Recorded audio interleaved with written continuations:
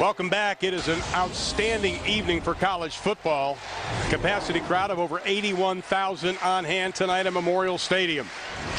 The third member of our broadcast team, a name familiar with those Nebraska fans, Kent Pavelka. And Kent, one of the keys, I think, for Nebraska, not only tonight but this year, force more turnovers. Absolutely, Ron.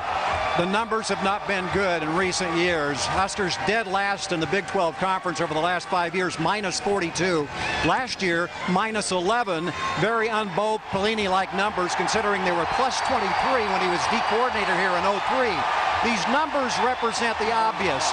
Missed opportunities for the Huskers to score, additional opportunities for opponents to score, which is no big deal, really, if you're head and shoulders better than everybody you're playing. But when you're in tight-fit games like Nebraska has been and likely will be this year, it is a big deal. Still, they go with 9 wins going minus 11. If they can do a 180 on that, it could be huge. Key to it, get the ball, keep the ball, win games. All right, Kent, we'll be checking back with you throughout the game. Florida Atlantic finished 7-6 last year, third in the Sun Belt Conference. They won the toss. They've elected to receive. As mentioned, a perfect night of football. 50% humidity. Temperature will probably be in the high 60s by the end of the game. Adi Kanalik with the kick. And as he did so many times last year, almost 40% of his kickoffs were touchback. Avani Roll decides to just put a knee down, and Florida Atlantic will begin on their own 20-yard line. Florida Atlantic offense, this is a tight end-focused offense when it comes to the pass game. Rusty Smith, third year as a full-time starter. Kelly, he's a prototypical passer. He's 6'5", but last year's numbers slipped from 2007. And last year's numbers, I think, really had a lot to do with the fact that he got hurt early in the season. Actually, in the Texas opener, he dislocated his left shoulder. Wasn't the same until about mid-season, but rest assured, he's very good in the pocket at reading defenses. Very few mistakes from this young man. Cortez Gent now wide to the right side for Florida Atlantic. And Smith will get it to Gent. Looks for the block, gets up to the 25-yard line. Pickup of 5. Anthony West trips him up.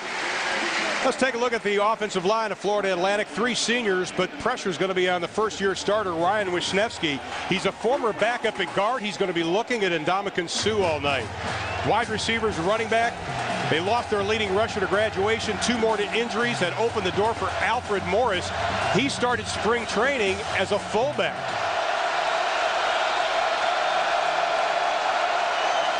On second down, Nebraska shows a blitz, busting through the line, and Ndamukong Suh.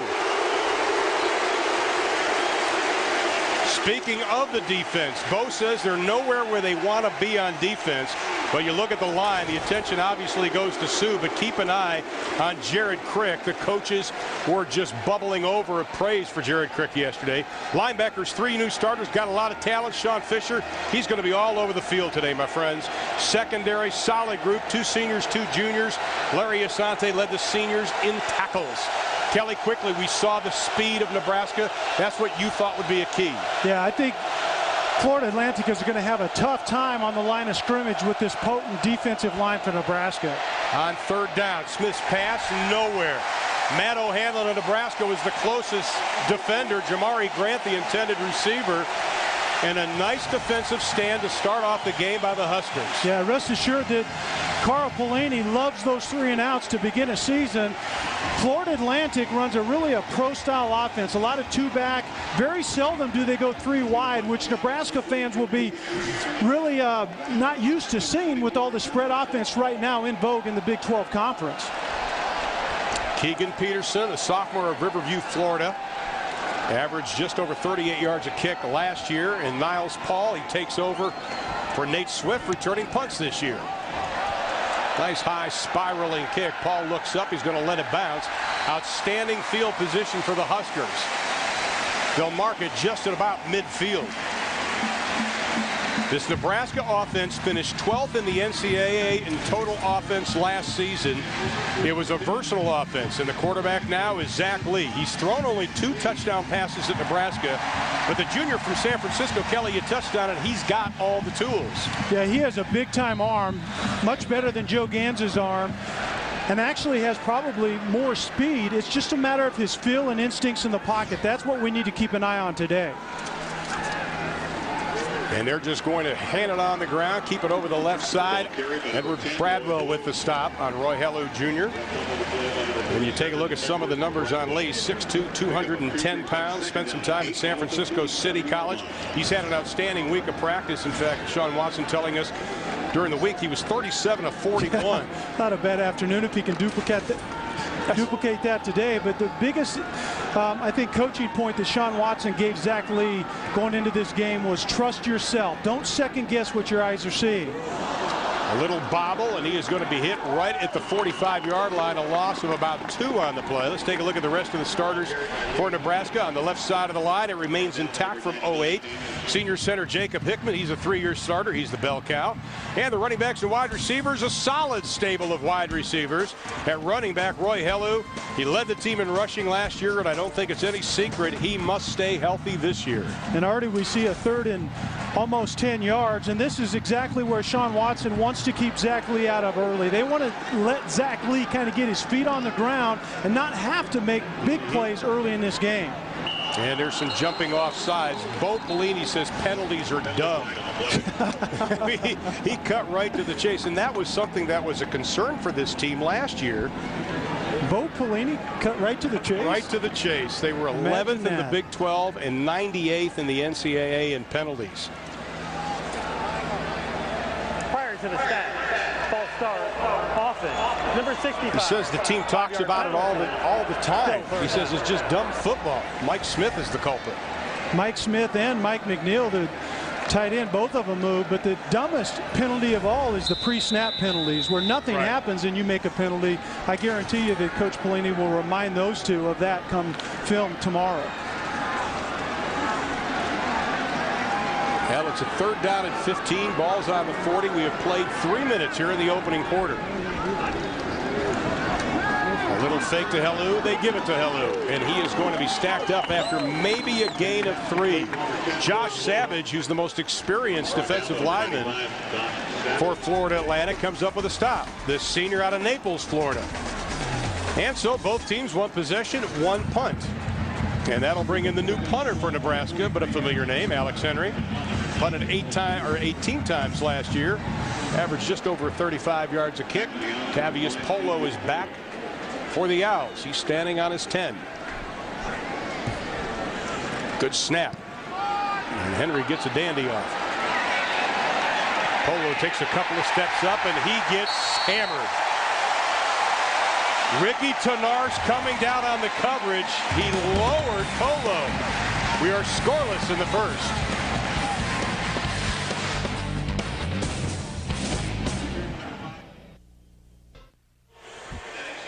11:13 left to play in the opening quarter, along with Ken Pavelka and Kelly Stoffer. I'm Ron Thulin. Glad to have you with us tonight. And we have not really mentioned Howard Schnellenberger. You know, you talk about outstanding coaches in college football. He's the 3rd oldest behind Joe Paterno and Bobby Bowden. Of course, he led Miami to the national title in '83. Sorry, Nebraska fans. He won 31-30. We will actually replay some of that bitter loss. Been on the sidelines of either college or NFL for better than 40 years. In fact, this is his 50th year of coaching. And I think he's more proud of the fact that he's celebrating his 50th wedding anniversary to his lovely wife, Beverly. More than 50 years of coaching. I think Beverly is a saint. Yeah, no question about that. 50 years of coaching. But how long could we have stayed on the phone with that guy a couple days ago? I mean, you talk about the history of the game. He could have gone on forever, and I would have listened for as long as he wanted me to. All 3 coaches, offense, defensive coordinator, and Coach Schnellenberger, were outstanding to us. Rusty Smith, a little play action. This is when he is dangerous. Biding his time, and does a smart thing and just throws it away. Pierre Allen is the one who is putting on the pressure. And this is where Florida Atlantic, I think, will get into a little trouble against Nebraska, because a lot of times they go max protection.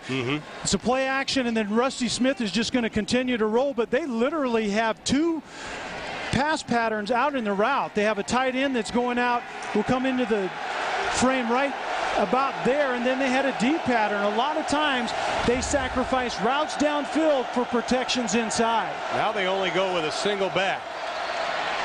And it's Willie Rose, the fullback. He is going absolutely nowhere.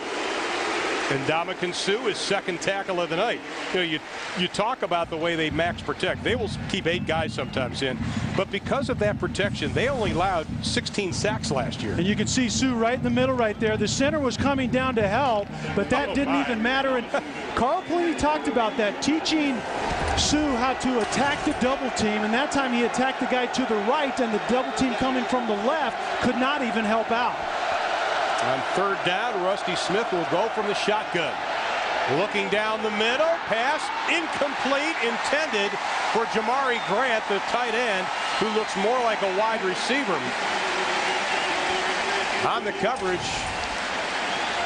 was Ricky Tenars. Or take that, Lance Thorell was on the coverage, coming in as the nickelback.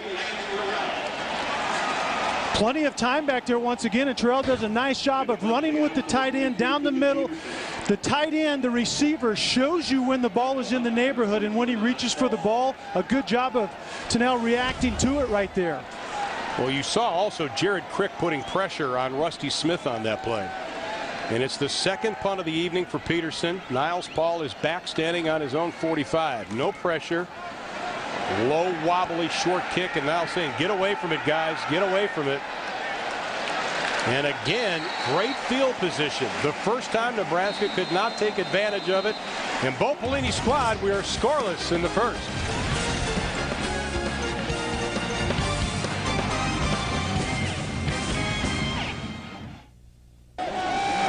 10:13 left in quarter number 1. The fans are enjoying it. Not sure exactly what that get-up is. That's some kind of a corn cob. Oh, okay, whatever. And there's Sean Watson on the right-hand side, an outstanding not only offensive coordinator but person. And Sean Watson, who was offensive coordinator of Colorado a few years ago, he does a great job on balance. You've kind of touched on it, that he wants balance, but he also said one of the keys to his offense is they really need to get in rhythm. Yeah, and he definitely wants balance. I think early in this game, when you have Zach Lee getting his first start, I think what you're going to see is a more run-heavy offense. You talked about in Colorado, Ron, a minute ago, the flexibility. You can see right there in 2001, you can see a heavy run, not so much pass because he had running backs and no quarterback, but in 03 he had Joel Clack. That reversed. I think early in this season, you're going to see Nebraska run the football a little bit more. Well, Ben Cotton, the redshirt freshman tight end, is checked into the lineup. Roy Hellu Jr. He's able to pick up a couple of yards. Well, let's take a look at Florida Atlantic's defensive starters. They're young and inexperienced. Only 3 defensive starters are back. Josh Savage, he's already made 1 tackle. He's the most experienced. Linebackers, they're all new, but Edward Gradwell did have 1 start last year. That was in the bowl game. And the secondary, the solid guy is Ed Alexander at free safety. He is a 2-year starter. But they do have some speed back there. Roy Hellu again. This time he gets a block over the 35 down to the 33-yard line. And you talked about the speed that Florida Atlantic has. They're very undersized, but they are athletic and they're fast. And this is what Sean Watson wants to do. He talks about getting outside of the defense. This is exactly what you want to do, just basically a sweep. And that's where Roy Hellu is at his best. He's very much a slasher. He's decent between the tackles, but get him out in space, and he's going to make some nice plays for you. 6.4 average last year running the football. That's the best in Nebraska in 7 years. Now McNeil goes to the right side. A little play action. Here comes the rush. Lee reads it, gets it to McNeil, and he is stood up, maybe picking up about a yard on the play. That'll set up a second down at about 9. Defensive end Kevin Surreal for Florida Atlantic had contain on that side, and Zach Lee does a good job. Play action fake, get your head around. There's contain, there's McNeil in the flat, and that's what McNeil is going to be to Zach Lee early on in the season. He's kind of an outlet receiver. Your tight ends, your running backs, they define their routes quicker, safer throws, and things that allow you to get rid of the ball much faster. Second down and 8. Lee again, straight ahead handoff. Michael Lockley coming up with a stop. You know, we talked to Sean Watson yesterday at length about Zach Lee. And first of all, they're very high on the young man, but they want to make it easy on Zach. And it may sound like a very trite comment, but explain as a quarterback what they mean when they say make it easy on you. Well, first of all, you want to run the football. I mean, you want to control the line of scrimmage. Running the football makes your offensive line more aggressive early, and then you let them pass block as the game goes along. But also Zach Lee needs to get settled in a little bit. See the defense across from you, make some calls, get in and out of the huddle, and then start throwing the football. Zach Lee looking left, throwing left, pass is complete to Hull. Has some running room, gets a block, touchdown Nebraska.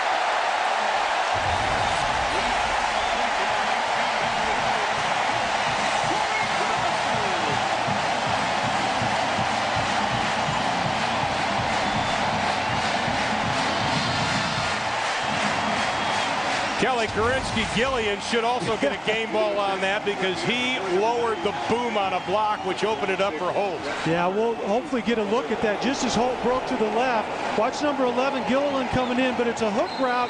Throw with timing, a good accurate pass allows your receiver to do something with it afterwards. Alex Henry to get the extra point. Only missed one last year, and his first one of 2009 is perfect. Mentally Holt, only one touchdown reception last year, but the big-bodied senior from San Diego, California, comes up with his first this year. Let's take a look at the route. Kelly, break it down for us. It's a pretty simple route. Just get onto the toes of the defensive back and break it off, a hook route, and then it's the accurate pass that Lee threw to Holt and allows him to get outside and get yards after the catch.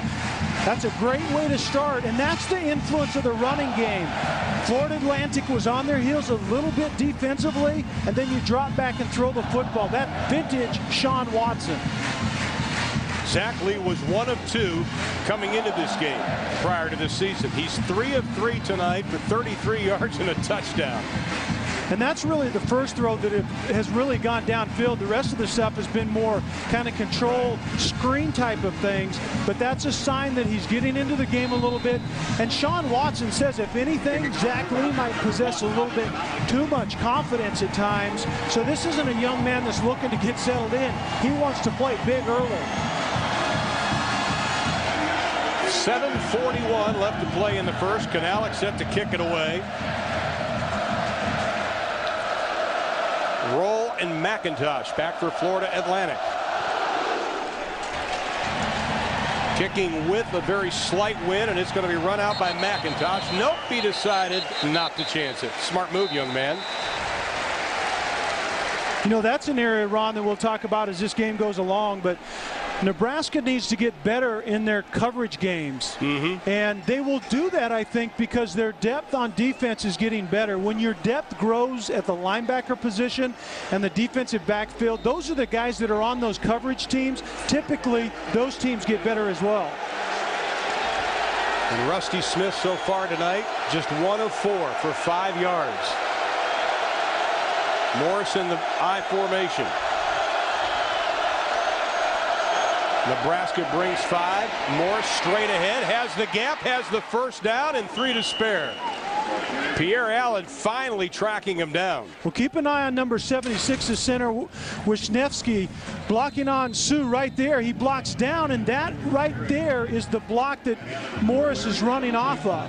We saw Sue get into the backfield a couple of times. A very good job by 76, Ryan Wisniewski, on that play. Former backup guard.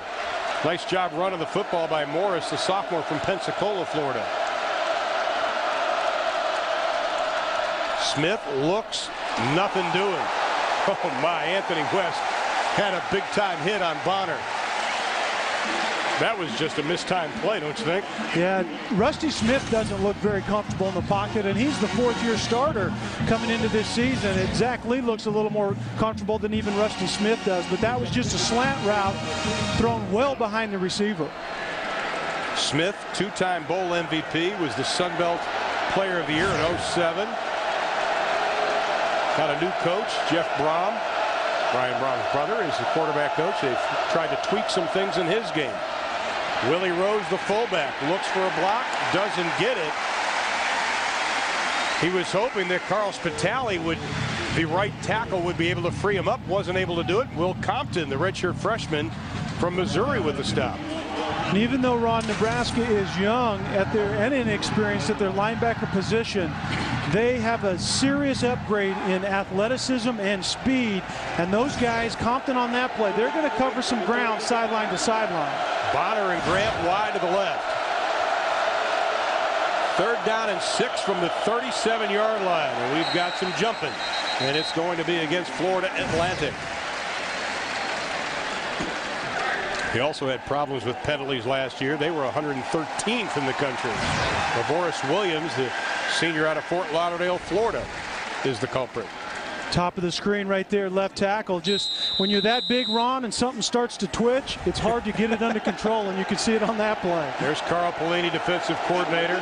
He's excited about this defense. Knows there's a lot of room for improvement, but he likes where they are right now. 3rd down and 11. Smith has some time. They try to set up the screen to Rose. He crosses the 40, close to the 1st down. He'll be about a yard short. And Dominican Sue again covering a lot of ground. Yeah, you hit it right on the head. This is what elite players do. And Dominican Sue right there in the middle of the screen. It's a screen away from him, but look where he makes the tackle. Way downfield, the speed, not giving up on the play. And I talked about Bo and Carl Pelini's influence in that young man's play. Play with purpose and do not take a play off. There's a great example of it. And Keegan Peterson will kick it away again. This will be his 3rd punt already. He had 2 blocked last year, but Nebraska doesn't even make an effort to go for it. Paul running up. He is hit. Penalty flag goes down, but he still made the catch at the 27-yard line. So they'll tack out a few more yards, and again, Nebraska getting good field position. 5:16 left to play in the opening quarter. We'll listen in. Our referee tonight is Adrian Hill.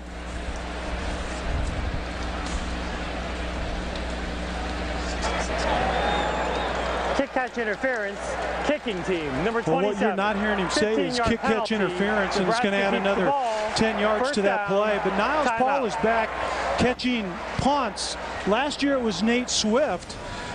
Niles Paul relishes this role. He said that Nate Swift last year was more dependable, more courageous, more fearless. Niles Paul, as a leader of this team, wants to assume that position and do well with it. Great concentration right there. You know, after this team got whacked by Missouri, it seemed like the light went on both offensively and defensively. Let's talk about defense. In 2007, this team was 116th nationally in rush defense. Carl Pelini and his squad, they knocked that down. They knocked total yards down, and I think people don't realize right there the sacks. That's impressive. Yeah, and I think Kent talked about it at the top. When sacks increase like that and you still win 9 games but you're not getting takeaways, that's actually a great sign for Nebraska football, because typically in year 2 or 3, when sack starts to elevate, that's when you get a ton of takeovers. If this team gets takeovers and they're minus 11 winning 9 games, watch out in the North, and maybe they can actually challenge the South. You know, Kent Pavelka is also with us. Kent, you know, we mentioned to Bo yesterday about winning 9 games. He said, I'm mad we didn't win 10. Kent, what do you got for us, partner? Well, just a couple of observations. Number one, as you guys have been alluding to, the field position really advantageous for Nebraska here in the first quarter, and they're 1 for 2 in taking advantage of that. How bad has Florida Atlantic's punting game been so far?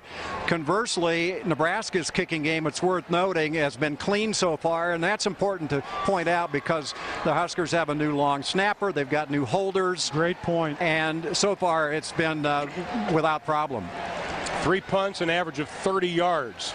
That's not good. No, it isn't. That's a great point by Kent, though. When you have guys long snapping, redshirt freshmen, and holding, by the way, when Nebraska has the ball, those are areas to keep an eye on. Lou and Legate now splitting on the sides of Zach Lee. 1st and 10 from the 38-yard line. Low snap, not a problem. Lee looks, rifles the pass off the hands intended for Helu. You know, one of the things we just saw there, Kelly, is Zach Lee going from the shotgun. Now, last year, Joe Gans was under center about 40% of the time. How much do you think they'll let Zach Lee do that? I think it'll actually be similar. I think they like Zach Lee in the shotgun, but it's somewhat like Joe Gans. And you talked about kind of the revelation made in the Missouri game, and Sean Watson was front and center in that and saying, you know what we discovered is we're kind of an old school zone running team, gun reads, single back, but, you know, kind of that aggressive mentality, but let the quarterback play in the gun a little bit more. That's a nice play picked up by Niles Paul, because it looked like Florida Atlantic, Mike Lockley made the tackle, but it looked like a lot of them went for the fake to the left side. And just keep an eye right here on the protection, first of all, and how quickly Zach Lee makes a decision. Sean Watson told us yesterday they basically are going to divide the field in half. You saw his head constantly to the left. He's not necessarily staring down his receiver, but his entire read has been taken to that side of the field, and that's what you have to do with young players. That will expand as the year goes along, and he'll move from side to side by the end of this season. 3rd down and 4, Nebraska 1 and 2 in this situation. Lee steps up, nice job in the pocket, off the fingertips of McNeil. The pass was there, but we saw the poise of Zach Lee stepping into the pocket on that. And that's what I want to see. Zach Lee has a great arm. He's a fast guy in terms of straight ahead running, but how about the instincts in the pocket? A lot of times in the pocket, you don't have to be a world beater in terms of speed. It's the subtle movement up, keep your head and eyes downfield, make a good throw, and Mike McNeil would be the first one to tell you he should have caught that football. It was in his hands. Mike Smith looked like he was getting beat at that left tackle spot. Polo standing back on his 12-yard line. Henry, this is going to be a wobbly short kick. Polo runs up, got it, hit, dropped at the 30.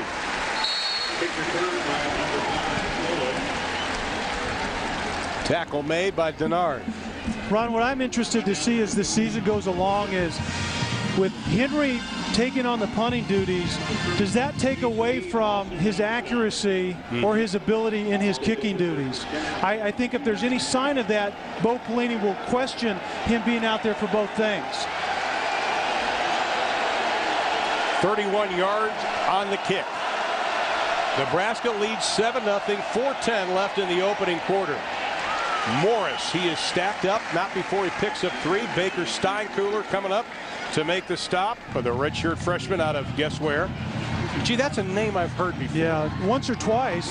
Big brother Ty moved on, and Daddy Dean has been here before. And what you see out of Nebraska's defense, this scheme, it's a penetrating 4-3 over type of defense, and those guys up front aren't just occupying offensive linemen, they're penetrating, and Baker Steinkuhler is one of those redshirt freshmen that brings depth to that front 7. You have Steinkuhler, you have Crick playing in front of him. Those guys are going to be hard to handle when you have to double team or do more than that with Sue down the line. And they're going to give him a pickup of 3 on the play as we close in on 3.5 to play in the first. 2nd and 7. Rusty Smith, 6'5", 230-pound senior out of Jacksonville, Florida. Very unusual to see Florida Atlantic go with an empty set back there. And here comes the rush. They looked a little bubble screen. Lester Jean with the stop, or with the intended receiver. It's very unusual. Florida Atlantic's more of a pro-style team, but keep an eye on the linebacker right there, Will Compton.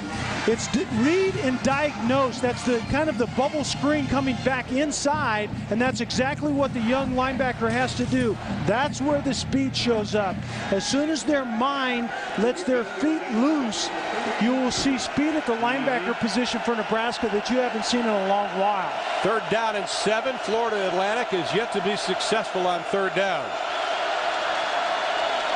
Smith rifles over the middle, pass is caught, and they'll give him the first down over the 40-yard line. It'll be Jason Harmon, the big tight end out of Tampa, Florida, who didn't play last year, but he had 63 receptions back in 2007, and he is a heck of an addition.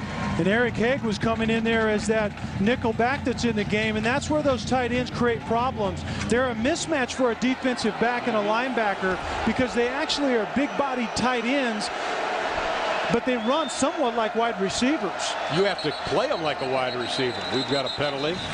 A little whistle. That's a great point because you look at all three of them. Grant, Harmon, Hausler's probably not going to play tonight. I think they're going to try to redshirt him. But they're all about 6'3", 6'4", 215 pounds. Yeah, 215 pounds. And you have Menelik Holt, the starting wideout at X for Nebraska, is bigger than that. So it's basically they use them somewhat like moving inside slot receivers for the most part. Now let's see if we can listen in. Maybe we got the mic working Before out. the snap, timeout, Nebraska, their first at a half. Well, I thought they may challenge the spot of the ball. A 30-second timeout. Bo's trying to find out now. Who did you say called this timeout? I thought they may be challenging, the spot of the football. But that's such a tough call as you look at Howard Schnellenberger.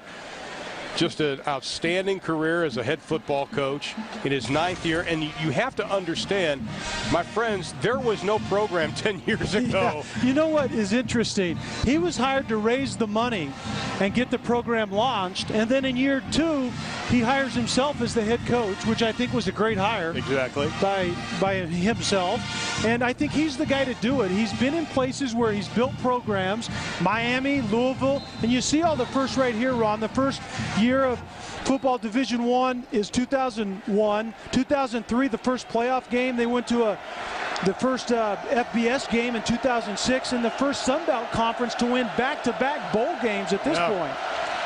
He's never lost a bowl game, by the way, 6-0. Gent on the reception up to the 45-yard line. Pick up a 4 on the play, or 5. Anthony West on the stop. Now, Ron, Anthony West did a nice job of closing on Gent on that play, and that's what you want to see out of Nebraska secondary in this second year of this Bo Pelini, Carl Pelini scheme, is you want to see him making better plays and attacking the ball in the air, getting more interceptions. Only 34 yards of offense for Florida Atlantic, but they seem to be getting a little bit going now on cylinders. This is Morris. He is finally shoved out of bounds, but not before he gets the first down. Pierre Allen, the junior out of Denver, Colorado, on the stop, who did a great job last year in the second game. Of course, Barry Turner broke his leg. Allen came in, and I tell you, he more than tripled his tackles from the year before in 2008. Yeah, Barry Turner, if he's back as good as he was before, and you have Pierre Allen getting that year of experience last year, who actually jumps back over to the right side, kind of the blind side of the quarterback, you have 2 very good ends to go with the Dominican Sue in the middle. From the shotgun, Smith rolls left, looks, fires into the flat, pass is caught to Chris Bonner. And he's inside the 30 down to the 29-yard line. It was Amukamara on the coverage. Amukamara had actually great coverage, but it was just a slightly better route. A little push-off right there at the end is what the offensive or the defensive coaches in Nebraska sideline were fussing about, but that's where Rusty Smith is very good. He gets outside the pocket, he can change the angle of his arm, and he's extremely accurate. 24 touchdown passes last year. Morris, nothing doing, and Dominican Sue, yet another tackle. When I look at Rusty Smith's throwing motion, is it like Bernie Kosar to you?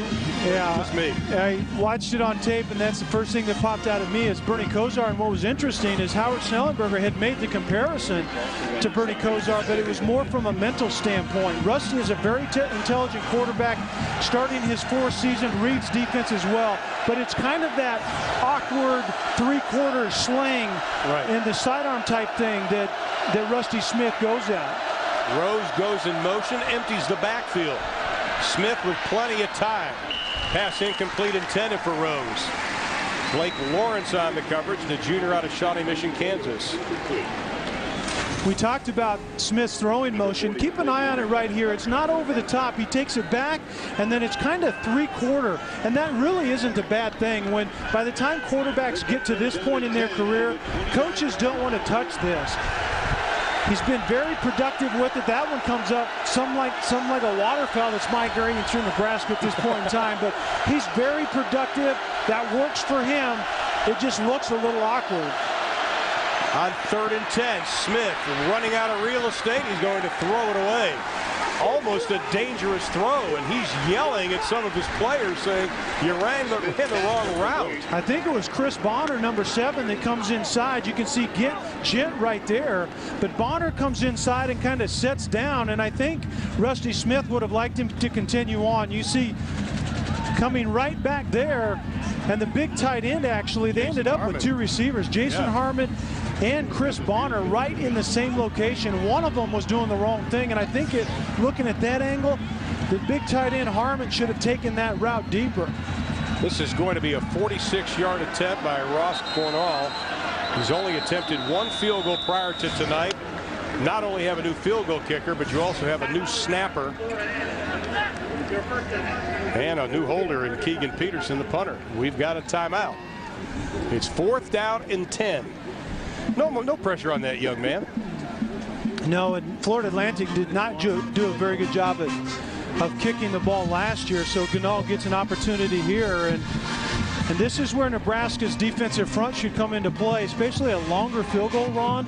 Sometimes it's lower coming over the line of scrimmage. That defensive line can get some penetration and get a hand on this one. Well, Howard Schnellenberger telling us on Wednesday that he felt there were a lot of question marks in the special teams. But one thing he said is we did have a great training camp, and I found this interesting. We have to improve dramatically during the season. Dramatically? Yeah, I've never heard a coach say that. Dramatically. Once again, it's spotted at about the 36-yard line. 46-yard attempt. And it's blocked. Jared Crick put the hand on it.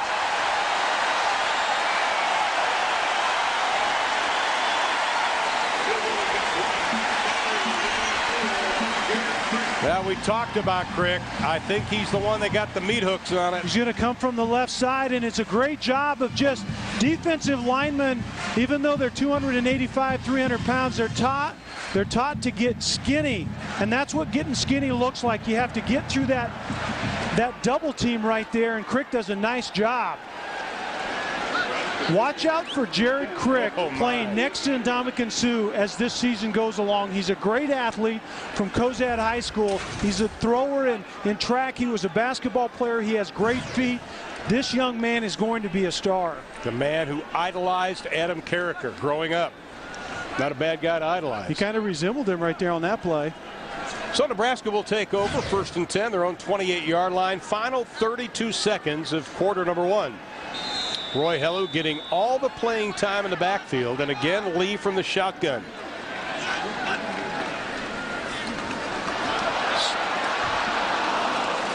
Almost breaking it. Hellu Jr. going up over the 32-yard line. Malik Eugene, the junior from Tampa, Florida, hanging on to his legs. Nebraska with the double tights on this side. They're going to end up running to that side. Everything up front is just kind of misdirection. You can see number 74, Ricky Henry, was also pulling around the center and getting over to that side. Initially, the steps of the running back is exactly what the linebackers are keying on, Rod. You set the direction one way, and then you go back the other way. And that's the way the first quarter is going to end. Nebraska, the only one to dent the scoreboard. And they did it on a Zach Lee to Meneley Colt touchdown pass. Second quarter straight ahead. The Huskers lead it 7-0.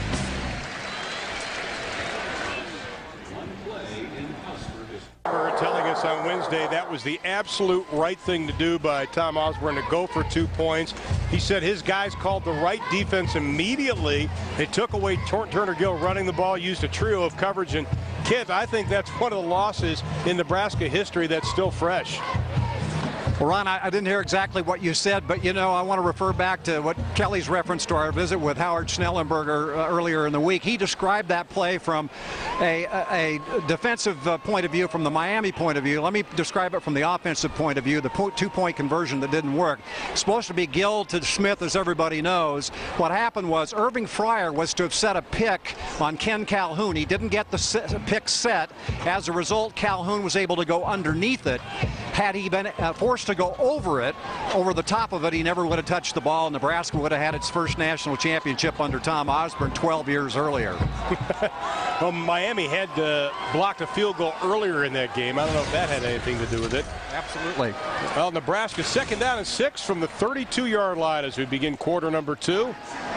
Zach Lee looking, showing patience. Holt stood up at the 35-yard line. Pickup of about 3 on the play. Malik Eugene with his 2nd stop of the evening. We go back to that play in the Orange Bowl that we just saw, and it was 34 double dog trio coverage. Howard Schnellenberger went through every phase of it, and Kent just ran through the offensive side of it. If Turner Gill, regardless of all of that, puts that ball out maybe another 1.5 feet in front, it's probably the difference. But in the end, sometimes the defense just makes a slightly better play than the offense, and that was an inopportune time for Nebraska to have that happen. A little jumbo set to the left. Helu got some blockers in front of him. Gets 2, gets 3, and he picks up a bunch to midfield. Nice block by Jacob Hickman, the center, the senior out of Bakersfield, California. We saw his quick feet and athleticism. Yeah, watch Jacob, 67, getting outside, along with Mike Smith. When your lead blockers, Hickman and Smith, get outside intact, as those two big guys are, and you see Mike McNeil sealing the edge as well, that's when Roy Helu is going to be very, very good on the edge. That's a great look at it. And Jacob Hickman has very good feet. And when you can pull your center, create an opportunity outside, it's a great advantage for Nebraska.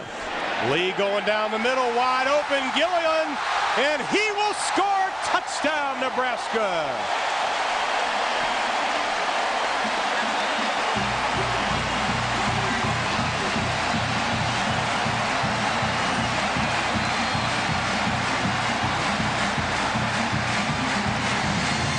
.51 yards on the touchdown.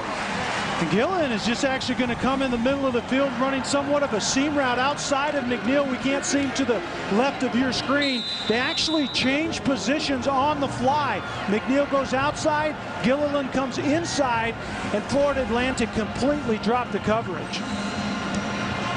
Henry's extra point is good.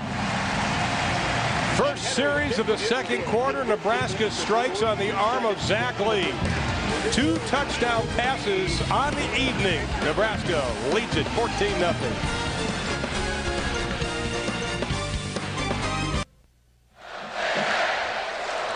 Bo Pelini telling us they're more prepared to make a bigger jump this year than they were in 2008. And right now, both the offense and defense playing well. Let's look at the touchdown pass. And it starts up front. You can see right there what a pocket that Zach Lee has. And you talk about getting comfortable. That's how young quarterbacks get comfortable. And Gilliland is just going to come down the middle. The play action to Helu right there. Guess what Nebraska did on the play before that? They gashed Florida Atlantic with their running play. You come back, play action over the top, and that's what Sean Watson likes to do. He's about 2 or 3 steps ahead of the defense typically. Play action pass off of a successful run. Zach Lee gets comfortable. Your big offensive line's blocking well. That pretty much wraps it up. 28-yard touchdown pass and a 51-yard touchdown pass for Lee. This will be McIntosh as Canala kicking into a little breeze, and McIntosh over the 20. Lost the football at the 25-yard line. We've got a scrum. Nebraska coaches saying they've got it. The players saying they've got it, but the guys in stripes are the ones who count.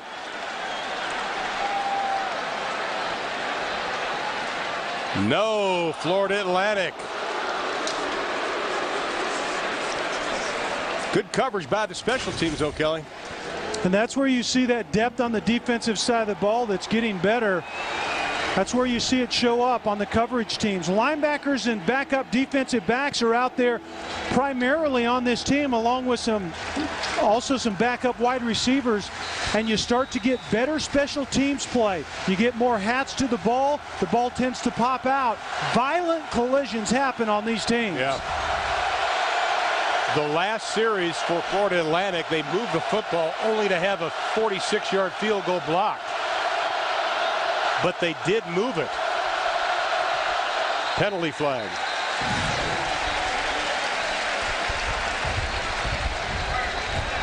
Have you seen whether or not the tight ends are really becoming the option for this Florida? I really expected a little bit more. I don't know about you. I think Nebraska's doing a very good job in coverage. And when you're talking about tight ends and or running backs running routes, typically you're talking about linebackers that have to cover them. That's where Carl Pelini was a little concerned because they have very intricate concepts. They have to read routes at that linebacker position. He was a little concerned about young linebackers covering tight ends. Willie Rose, the fullback, upended, close to the 25-yard line. Allen and Crick on the stop. What I'm seeing also defensively for Nebraska, outstanding pursuit by the line. Oh, man. You talk about it starts at the line, and we talked about the cornerstone of Bo Pelini. That front seven, those defensive linemen, they get penetration, they stay on their feet, and what they're doing is they're occupying linemen just by getting penetration. And that frees up that linebacking core to use their speed and run freely to the football. We've got a new quarterback. Rusty Smith is out of the game. We don't know why. Jeff Van Kemp, the junior out of Gulf Breeze, Florida, he threw 20 passes last year. He just flips it to Rose, and we're waiting to see. I do not see Rusty Smith on the sideline. Well, I see him. He's got a headset on now. Compton on the stop. Very interesting, unless this is by design. I think it might be by design. When you have a senior quarterback, you're off to a slow start, you're on the road, and eventually Rusty Smith is going to graduate, and Van Camp seems the heir apparent. You get him some reps early. I didn't see anything that would have shown that Rusty Smith got hurt. 25 career passes for Van Camp, no touchdown passes. Interesting, though, the field position where you bring this guy in. Van Camp sets his feet, goes in triple coverage, and it is knocked away, intercepted. Matt O'Hanlon.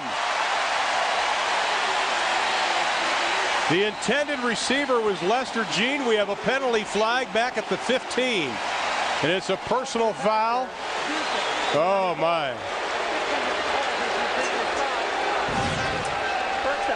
Take away the interception. Well, it's situations like that is why Nebraska ended up -11 in the turnover takeaway. But Jared Crick is very active. He gets after the quarterback right here, but with youth comes great plays and comes mistakes right there. It was kind of borderline, but you have to let the quarterback go at the end of it. But I liked what Matt O'Hanlon did at the other end. Nebraska's secondary have to have that mentality, Ron, where they have to attack the football when it's in the air. It's just as much yours as it is the receivers, and O'Hanlon did a nice job on that play. And once again, one of the emphasis by officials, and rightly so this year, player safety. Yeah, they're not going to tolerate stuff like that. If the ball's gone, you have to do all you can, and Jared Crick could have gotten by with going up there and contacting him in some way, but he actually had to extend his arms to create that contact. Right. Once you do that, you're going to get nailed. Absolutely. Carl Pelini saying, wait a minute, what's going on? And the flag is thrown on 1st and 10 from the 43. Prior to the snap, false start, offense, number 64, 5-yard penalty, still first down. Max Carrick, the sophomore from Palm City, Florida. And I think both Carl Pelini was calling that before the officials did. Watch the right side of the offensive line right there. Number 64. Marek right there, but it's Nebraska. I mean, this stadium is loud, and Florida Atlantic has played a lot of big games on the road, but you don't play in many places like Memorial Stadium. Try to set up the screen. They do to Willie Rose. He's got some blockers in front of him, but Nebraska closes quickly, but he's able to get up to the 48-yard line, and Ndamukong Suh again running the length of the field. Mukamara also on the stop. And this is Florida Atlantic's way, Daryl Jackson, the offensive coordinator, to slow down this rush, actually bringing extra guys out of the secondary, screen away from Ndamukong Suh, but who ends up making the tackle? Ndamukong Suh from about 12 or 15 yards downfield. 4 tackles for Suh on the evening.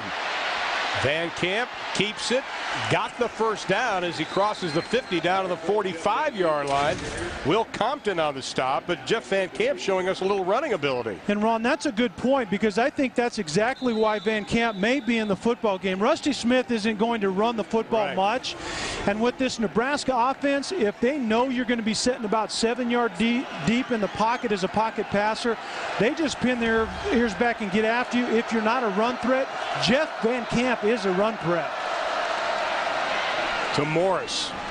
They fake the handoff to Bonner, give it to Morris, and again a big chunk of yardage. Larry Asante having to come up from that strong safety spot. This is the second possession for Florida Atlantic, Kelly, that they've moved the ball. And Florida Atlantic has made some adjustments. They're running a little bit different. Lead fullback, putting the guy in motion. Morris is a big back. They've adjusted. Van Camp brings a little bit more to the table with his feet. Carl Plini's guys on the field need to adjust as well. Florida Atlantic 0-6 versus the Big 12, including last year to Texas 52-10. Morris will be close to the first down. Nebraska players pointing, but I think it's Florida Atlantic's football as he got close to the 36-yard line. Asante again on the stop. Yeah, Larry Asante did a nice job coming up from his strong safety position. But look up front in the front seven, there's a hat on a hat. All of a sudden, Florida Atlantic is getting a better fit on the offensive line of scrimmage, securing double teams, getting to the second level. The fullback gets up in there, Willie Rose, and then Alfred Morris is a nice ball carrier, maybe the most complete back that Florida Atlantic has had under Howard Snellenberger. He told us that, which is, you're only talking about 8 years, but yeah, that says a lot. He brings a lot to the table from that position. He's big, elusive, not much experience, and that'll be another first down. But Ron, right now, Nebraska's not doing a very good job of getting off blocks in the front seven. Up until this point, they were doing a great job, and there's difference between just getting a surge where the offensive lineman can control you and getting penetration with your hands under control. And right now, Florida Atlantic is winning that battle. Barry Turner out, Cameron Meredith in, the redshirt freshman out of Santa Ana, California, defensive end for the Huskers. 1st and 10, Florida Atlantic from the 36. And again, we have movement. David Matlock this time from the left guard spot. A 2-year starter. Is that their third false start, Kelly?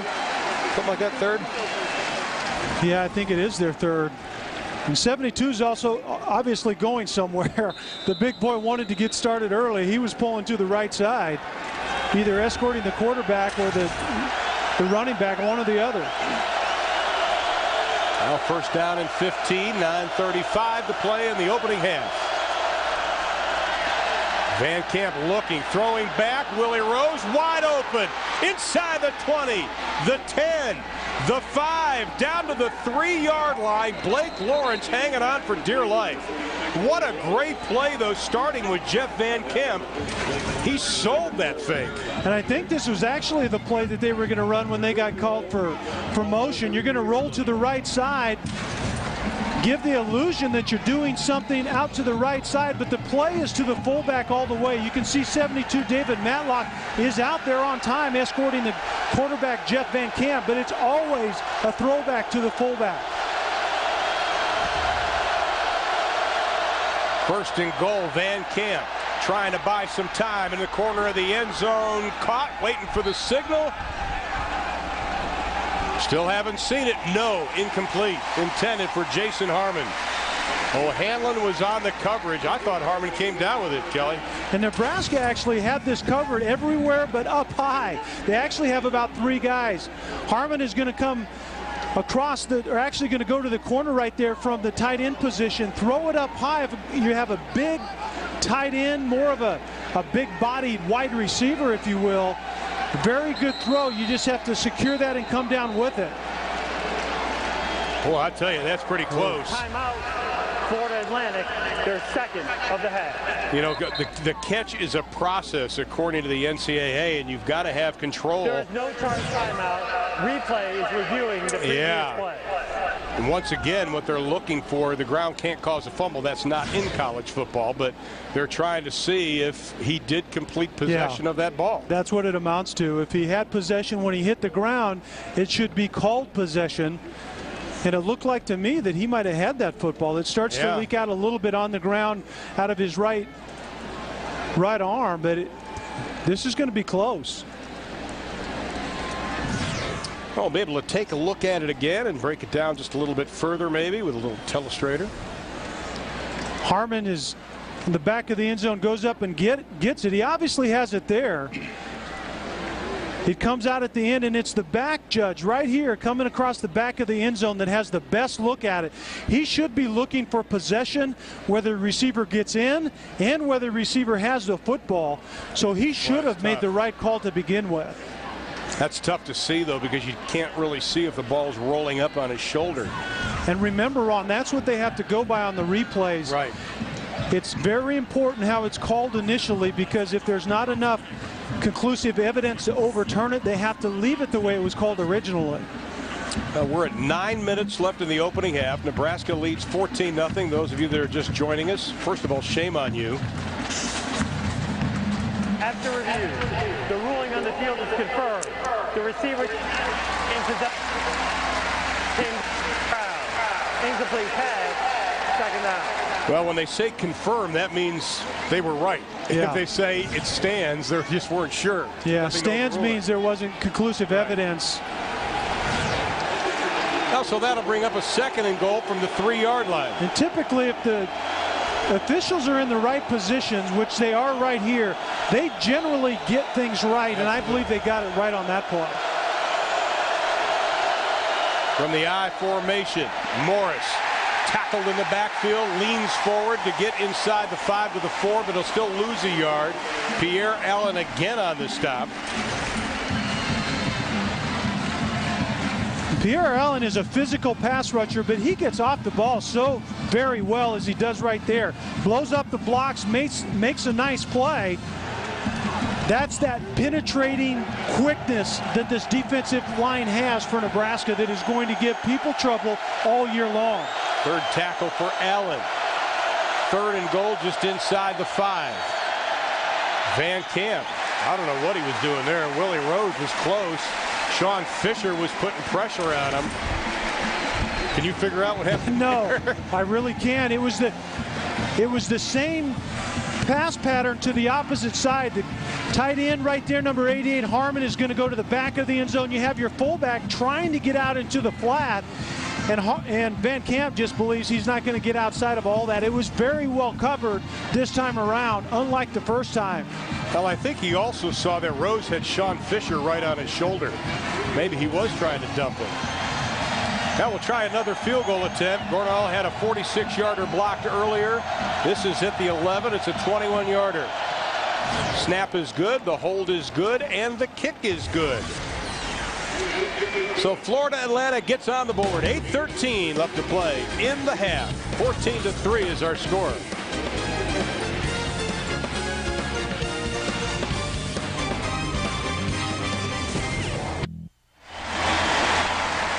(14-3) is our score. 8:13, along with Ken Pavelka, Kelly Stoffer, I'm Ron Thulin. Welcome you to the 298th consecutive sellout at Memorial Stadium in Lincoln, Nebraska.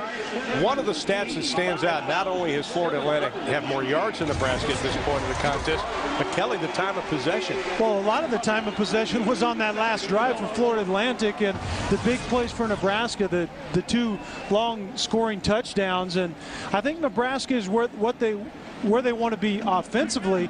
Defensively, I guarantee you that Bo and Carl Pelini didn't like that last drive by Florida Atlantic a lick. Well, the last 2 possessions by Florida Atlantic, they've moved the ball. They really have. And I think that's where the adjustments were made. About midway through, kind of the end of the second quarter, or first quarter, midway through the second quarter, adjustments take place. And I think Florida Atlantic adjusted better in that quarter. Niles Paul from about the 2-yard line. Breaks over the 15, lunges forward to the 17-yard line. And that's where the Huskers will take over. 125 total yards in the ball game so far for Nebraska. Zach Lee, 6 of 8, 95 yards and a couple of touchdowns, including the 51-yarder to Karinsky Gilliland. Yeah, and the 2 incompletions he has are dropped passes, so he's been very efficient. And actually, I think the offensive coaches will be very pleased with what they've seen out of this team here today. But what you want right now is to extend it. Going into the halftime, you have a little over 8 minutes, a great drive, do a lot of things right, and go down and get a touchdown here. And we're getting our first look at Rex Burkhead, the talented freshman out of Plano High School in Texas. You know, you look at Rex Burkhead, 5'11", 200 pounds. but you have to say he's almost a carbon copy of Roy Heller. They have almost identical skill sets, I believe. They're slashers. They're very good out in open spaces. They can cut quickly out in open spaces. They're adequate, I think, between the tackles. I think with a young running back, what you want to see is, can he secure the football, hang on to it in traffic, and can he pass protect, and he'll get initiated right here. On 2nd down and 6, they get it to Burkhead. Penalty flags come flying in as he nears the 30-yard line, which would be good enough for a first down. Malik Eugene, who's been in a ton of tackles for Florida Atlantic, Jacob Hickman might get called for holding right here on number 95, Josh Savage. He was kind of the backside of this play. It's kind of a cutoff block.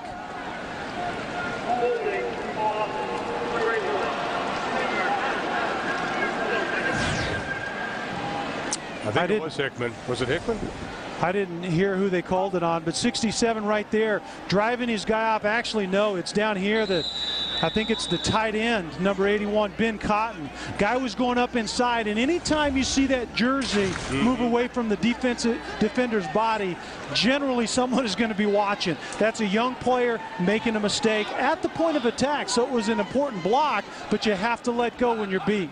Now it's 2nd down and 16. You think Ben Cotton or Barty Cotton's going to get on Ben later? Just a skosh. Just a little bit. Lee into the flat to McNeil. Spins away from one tackle.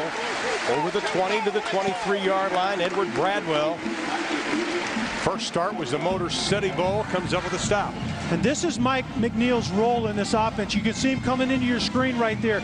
Zach Lee gets rid of it quickly, does the right thing, throws to the right guy, the big tight end, gets a lot of that penalty back, and it puts you in third in a more manageable situation right now. Well, one of the things Florida Atlantic was concerned about, and talking to Coach Hosa, the defensive coordinator, he said, listen, we've got to stop these guys between the tackles. And so far, I think Florida Atlantic's done a great job, only allowing 34 yards rushing. Pass thrown behind Gillian, but he's able to come up with it. Florida Atlantic didn't do a very good job of covering that time. Gilliland just comes off free right into this side of your screen. And Florida Atlantic, they're really playing the route, and they're going to adjust according to the release of the receivers. When Gilliland goes inside, that safety that comes in right there at the end has to squeeze that down a lot quicker than that. Too little, too late. Zach Lee makes another good decision. And another first down. Ball's up at the 32-yard line. Inside of 6 minutes to play in the half. Yeah, I think somebody's calling a timeout, and it will be Nebraska. And they'll still have a timeout left. You know, Bo Pelini, he was, I think he, along with the rest of the coaches, were biting at the bit yesterday. They were ready to get on the football field. But it was interesting how they approached this game and what they wanted to see. We touched on it briefly in the open. You know, just let's show us some effort, complete effort, you know, whistle to whistle type play. Yeah, and that's where we talked about culture. That's what Bo Pelini is talking about when he refers to the culture. The culture that they're putting in play here is you play relentlessly, you play physically, you're mentally tough, and you practice that way day in, day out. You don't worry about the result. That will take care of itself. And I think Bo is happy with that, but they want to see that translated to the field. Practice is great. Games are a different story. Want to remind you that Nebraska football is back. The Huskers battle Arkansas State next Saturday, and thanks to your cable or video provider, you can watch the game on pay-per-view for only $29.95. Game 2 of the 2009 season, Nebraska versus Arkansas State, and it's only on pay-per-view. Access your digital program guide or call your video provider to order. Kelly, Kent, and I will be back next Saturday afternoon, 1 o'clock. And I bet you he'll be back, too. Gummy bears in hand. You bet. Same flavor, same hat, everything. He might even leave that stuff on all week. I think that's the hat my man, Larry the Cable Guy, wears, isn't it? You're right. I think that's it. You know, we just saw Carl and Bo Pelini. A little-known fact that a lot of people overlook, and when you're around college football as much as we are, you realize the importance. Bo Pelini was able to keep his entire staff intact. Now you say, big deal. Well, that's the first time since 2002.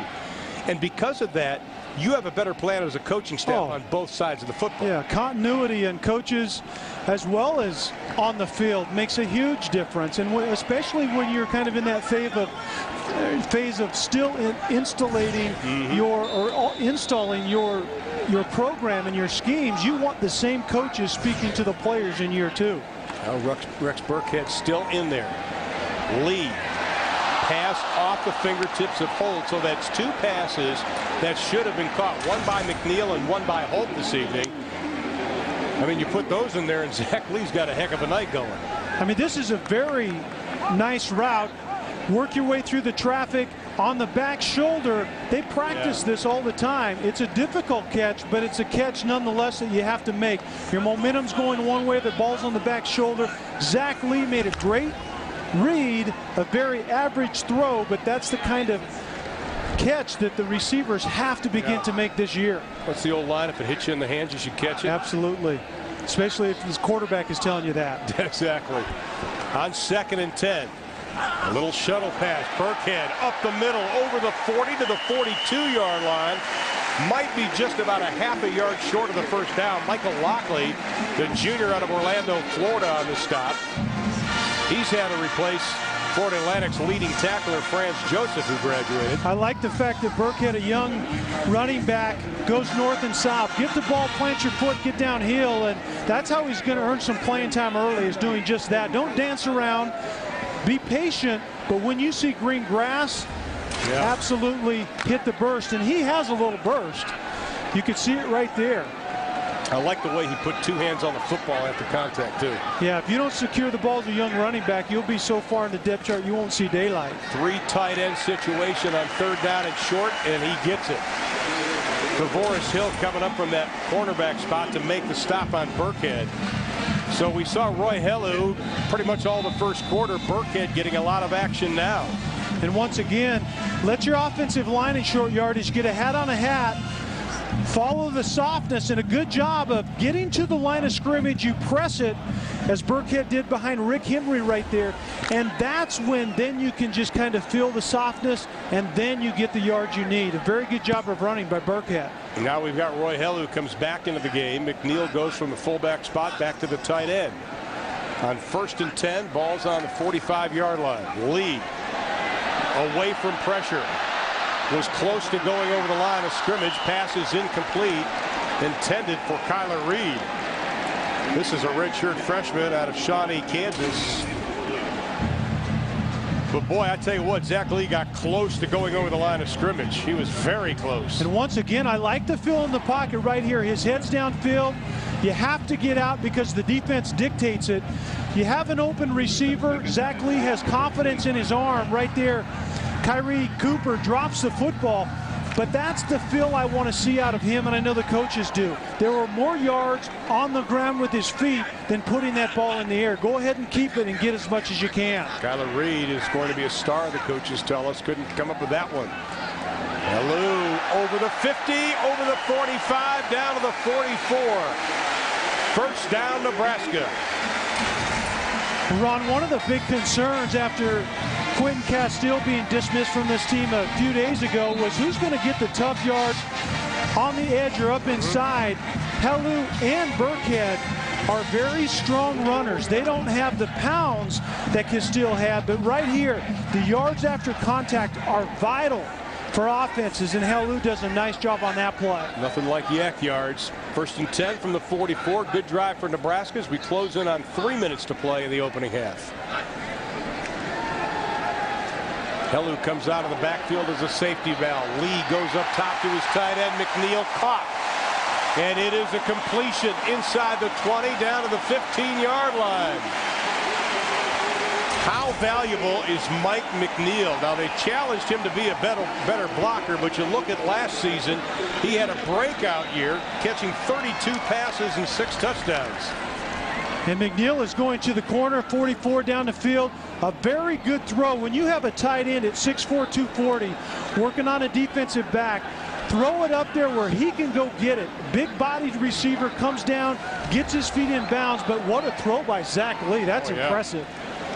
Nebraska successful 87% of the time in the red zone last year. Lee's arm is hit. Helmet comes flying off of Marcel Jones.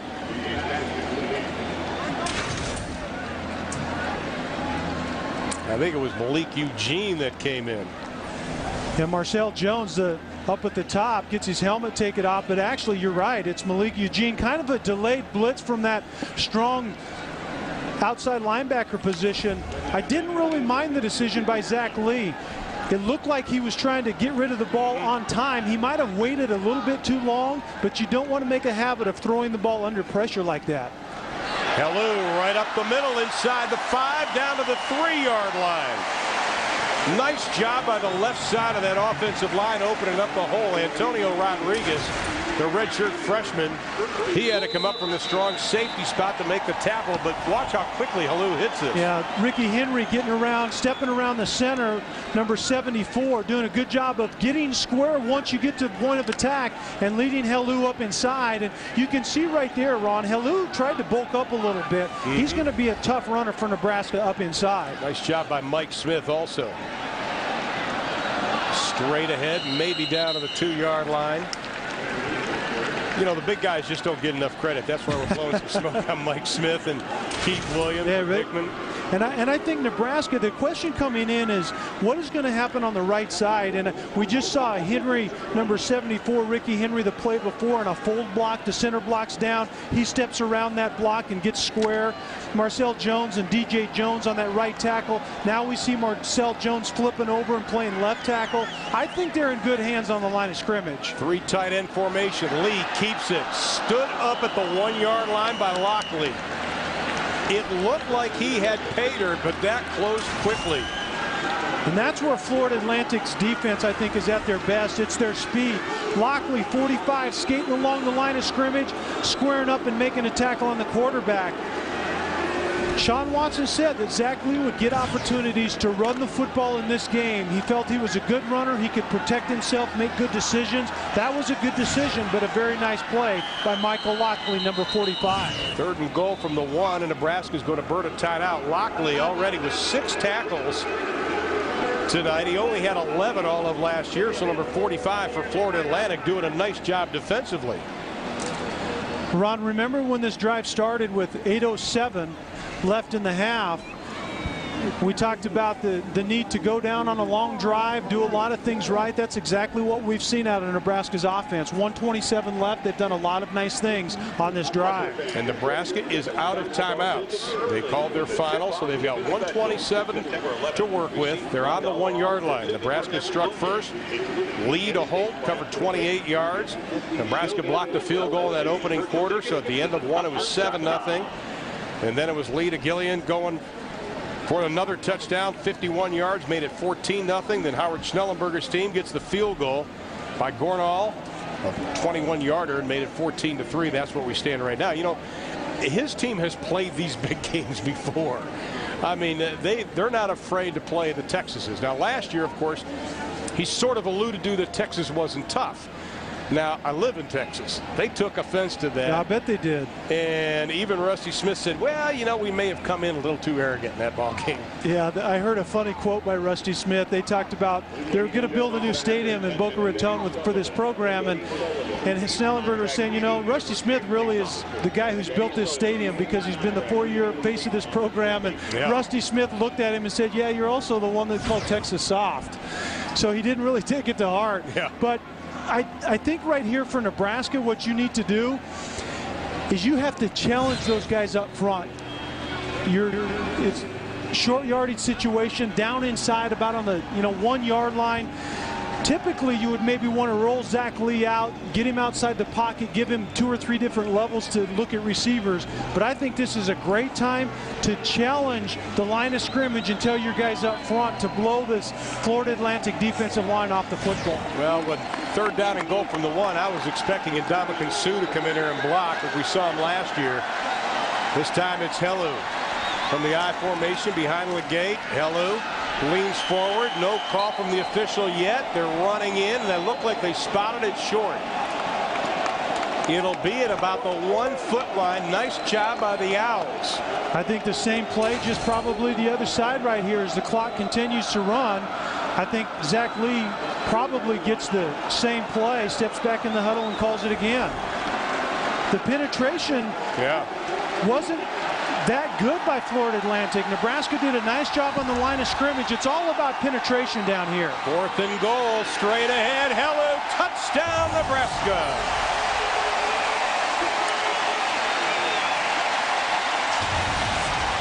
Nice job by Ricky Henry and Marcel Jones opening up that right side. Jacob Hickman, number 67, was in on it as well. It's going to go to that side. Do a very good job of stepping around and getting a body on a body, and Derek Meyer was the left guard. Did a great job. He came around from the left side, stumbled a little bit, but got square in the hole and blew the last Owl defender out of it. Meyer, the senior out of Campbell, Nebraska, starting in place of Keith Williams. Williams, they said could play, but they just wanted to wait. Henry's extra point is good, and with 51 seconds left, Roy Helu has given Nebraska the lead at 21-3. Helu last year was 7 rushing touchdowns. He gets his first of 2009. If Nebraska is going to get back to where they've been before, they have to be nasty up front. Right. And this is the place you have to do it. You're going to get no penetration. Right there is a nice job by Derek Meyer, stepping around the center, regaining his balance, getting square on the defender, and opening up the hole. But if the Cornhuskers are going to get back to championships, Big 12 North titles, challenge the South, and eventually challenge for national championships, they have to get the pipeline going up front. The big nasties have to get that edge back, and there are good signs that they're on their way to doing that. Now, one thing that Sean Watson really believes in, he says, I don't care what kind of offense you play, even with the spread, you have to run the football. Well, I heard a comment by Barney Cotton. They were talking about their zone scheme up front, and you can tell they're doing a lot of things other than zone. They're stepping guys around. We saw Derek Meyer on that play. But he said a zone scheme is not a soft scheme. We're teaching our guys that group mentality coming off the ball needs to be an aggressive mentality. But Alex' kick is going to be short, and it'll be McIntosh bobbling it at the 7. Nebraska converging, and they drop it back at the 14-yard line. A return of only 7 yards.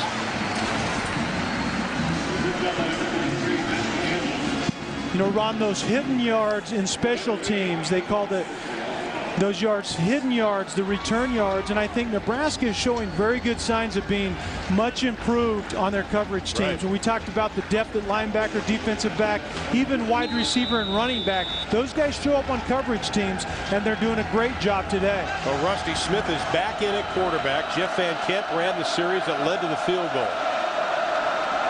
And it's Alfred Morris up over the 25. Nice job running the football up to the 28-yard line. Matt O'Hanlon on the stop. 37 seconds left to play in the half. Smith 5 of 12 only for 46 yards. Van Camp left after going 2 of 4. Smith looks, fires. Another first down, complete up to the 40 to Jamari Grant. That's Grant's first reception of the evening. And the clock goes to 20. Florida Atlantic still has a couple of timeouts left. Smith looks left, little quick look-in pattern to Gent. He's got it. Another first down. The clock will stop as he gets to the 47 of Nebraska. This is a nice drive. Rusty Smith is very good at running this. Obviously, he's a 4-year starter, has a ton of experience. He's getting guys in and out of the huddle, making quick decisions, throwing the ball accurately. Nebraska kind of got a little bit caught off guard right there. They didn't seem like they were closing their coverage near as much as they were early in the game. You want to play a little soft, but you don't want to be too generous. Now, Howard Schnellenberger has to look up at the scoreboard and say, okay, 21-3, we're down, yes, by 18, but he's got to be pleased with his guys' effort. I mean, they've already hung 176 yards on Nebraska. That's not too shabby, and the clock is closed. In fact, Nebraska's taken the lead in time of possession. At one time, Howard's team had just about double time of possession. And Florida Atlantic have played in some hostile places to begin the seasons in plenty of occasions. So they will continue to play hard, and that was their #1 goal. You would look for something outside right here and then try to kill the clock and maybe get a field goal attempt off. Coach is telling us they just want to hang around in the 4th quarter. They'd love to be in that position. Smith looks over the middle. Almost picked off, should have been intercepted. Larry Asante had it in his hands. Oh my goodness. What's the old line that are DBs or receivers who can't catch the ball? Yeah, here's a good example of it. Larry Asante obviously should have caught that ball, but those are the plays that the secondary has to begin to make. It may not make a difference and most likely won't this afternoon, but it certainly is going to as the Big 12 schedule kicks in. Final play of the first half. Rusty Smith throws up a duck. This thing's quacking all the way down to the 10-yard line, and it is incomplete. Anthony West was one of the hands on the football. Nebraska 217 total yards. Florida Atlantic 176 total yards. But the stat that's the most important one on the scoreboard reads Nebraska 21 and Florida Atlantic 3. Nice first half by Zach Lee. 10 of 15, 153 yards, and his first 2 touchdown passes of his career. Here's Ken Pavelka with Coach Pelini. Coach, as far as first halves of first games of first seasons, what'd you think? Well, you know, I thought we were sloppy at times. We were just not as crisp as I want us to be. We got to increase our tempo on the offensive side of the football, and then we blew a coverage on the defensive side on a wheel route, and just not as crisp and clean as I'd like it to be, but not horrible either. You've emphasized stopping making mistakes that hurt yourselves, other than the personal foul, which took away an interception and then gave them the field goal. And what you just said, what'd you think? A step in the right direction, but still not clean enough, and we just got to play better, and we got a whole second half. We just got to keep working at it and get better as a football team here in the second half. Thank you. Thank you. All right, Bo, thanks so much. Ken, thank you. Kelly, your thoughts on the first 30? I would repeat exactly what Bo Pelini has said right here. I think it was good, but not good enough. Halftime activity straight ahead. Nebraska leads it 21-3.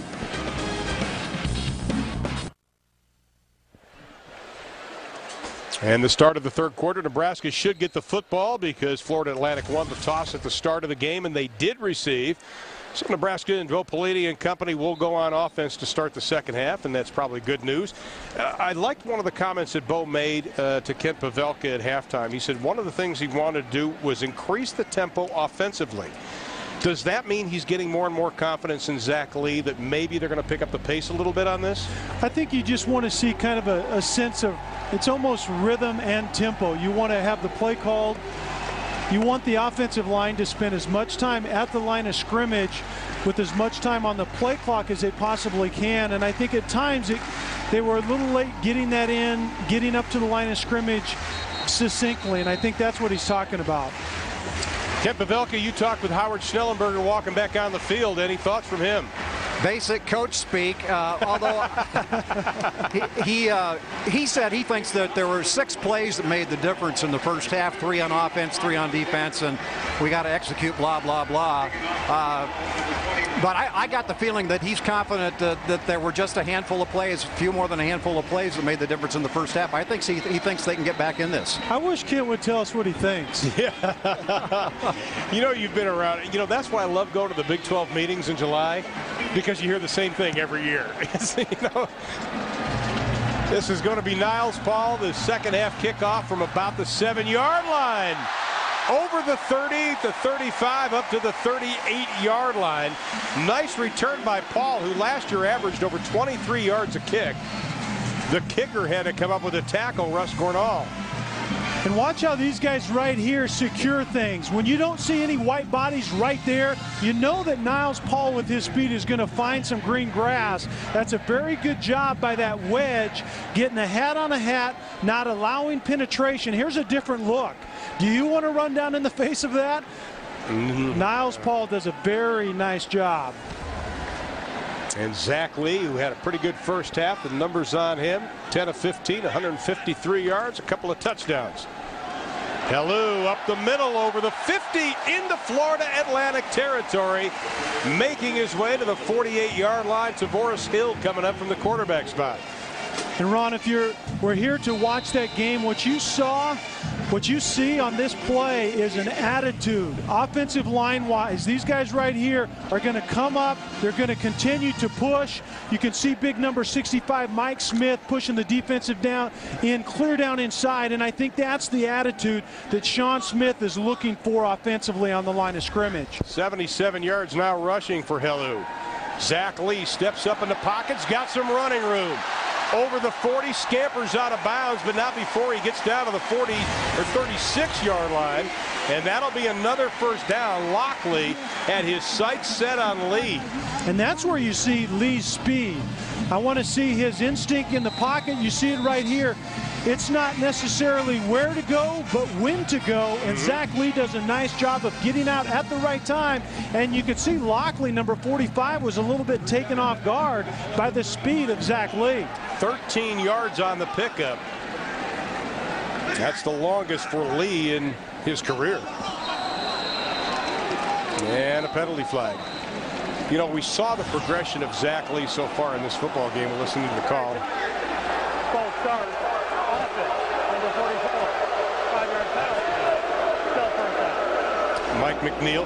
But one of the things the coaching staff did, Kelly, and I thought was very interesting this year, is they really challenged Zach Lee this week and stretched him, they called it. Well, Zach Lee really didn't have someone challenging him for the spot. Patrick Witt, yeah, he transferred before spring ever started, and so the coaches felt that, and particularly Sean Watson felt that they needed to press and challenge Lee every day, and he responded very well to it. He's got good pedigree again. Father played in the NFL. Roy Helu Jr. What a move! Inside the 15, down to the 13-yard line. There are a bunch of empty shoes on the football field because Helu took Florida Atlantic right out of him. Sean Watson calls this the hurt you ability, and a running back right here, Helu has the ability to hurt you on plays.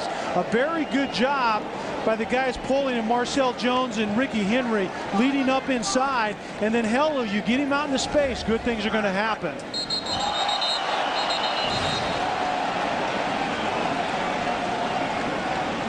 That run put Helu over 100 yards rushing. And Ron, the thing that you saw in that last running play with Ricky Henry 74 and 78, Marcel Jones, is the ability to move and outman the defense at the point of attack. When you have an offensive line that can pull and move and you can get more bodies at the point than the defense has, you obviously have a big advantage. They've almost doubled their rushing total on this first drive than they had in the first half. Helu again cuts back inside, stretches. Touchdown, Nebraska.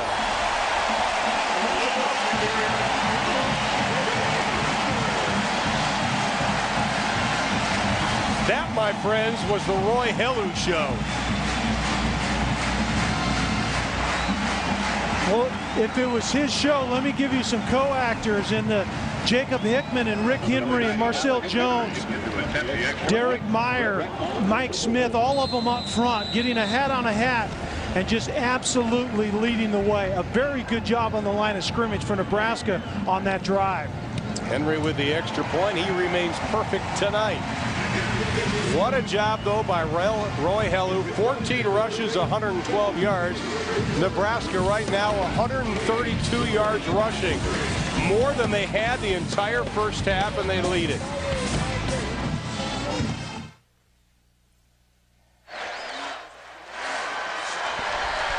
(28-3).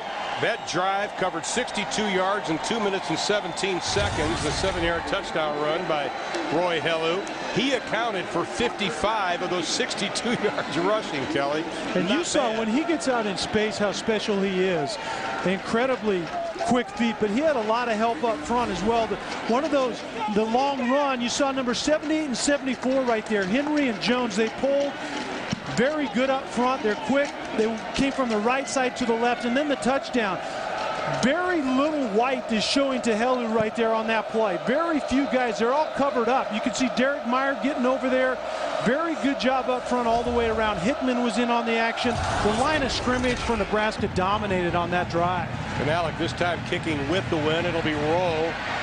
Tries the right side, takes a shot at the 23-yard line, falls forward to the 25-yard line. Ricky Tenarce is the one who put the boom on Roll. Now here you, Howard Schnellenberger, you said as he told Ken Pavelic that, hey, listen, we had 6 plays, 3 on offense, 3 on defense. We think we can get back in this game, and then boom. Yeah. You get smacked in 2 minutes and 17 seconds. Not good. Well, I respect Coach Schnellenberger a ton, but I certainly didn't agree with that assessment. You can see that they're outmanned, and it's a matter of time if Nebraska executes that this game will get out of hand.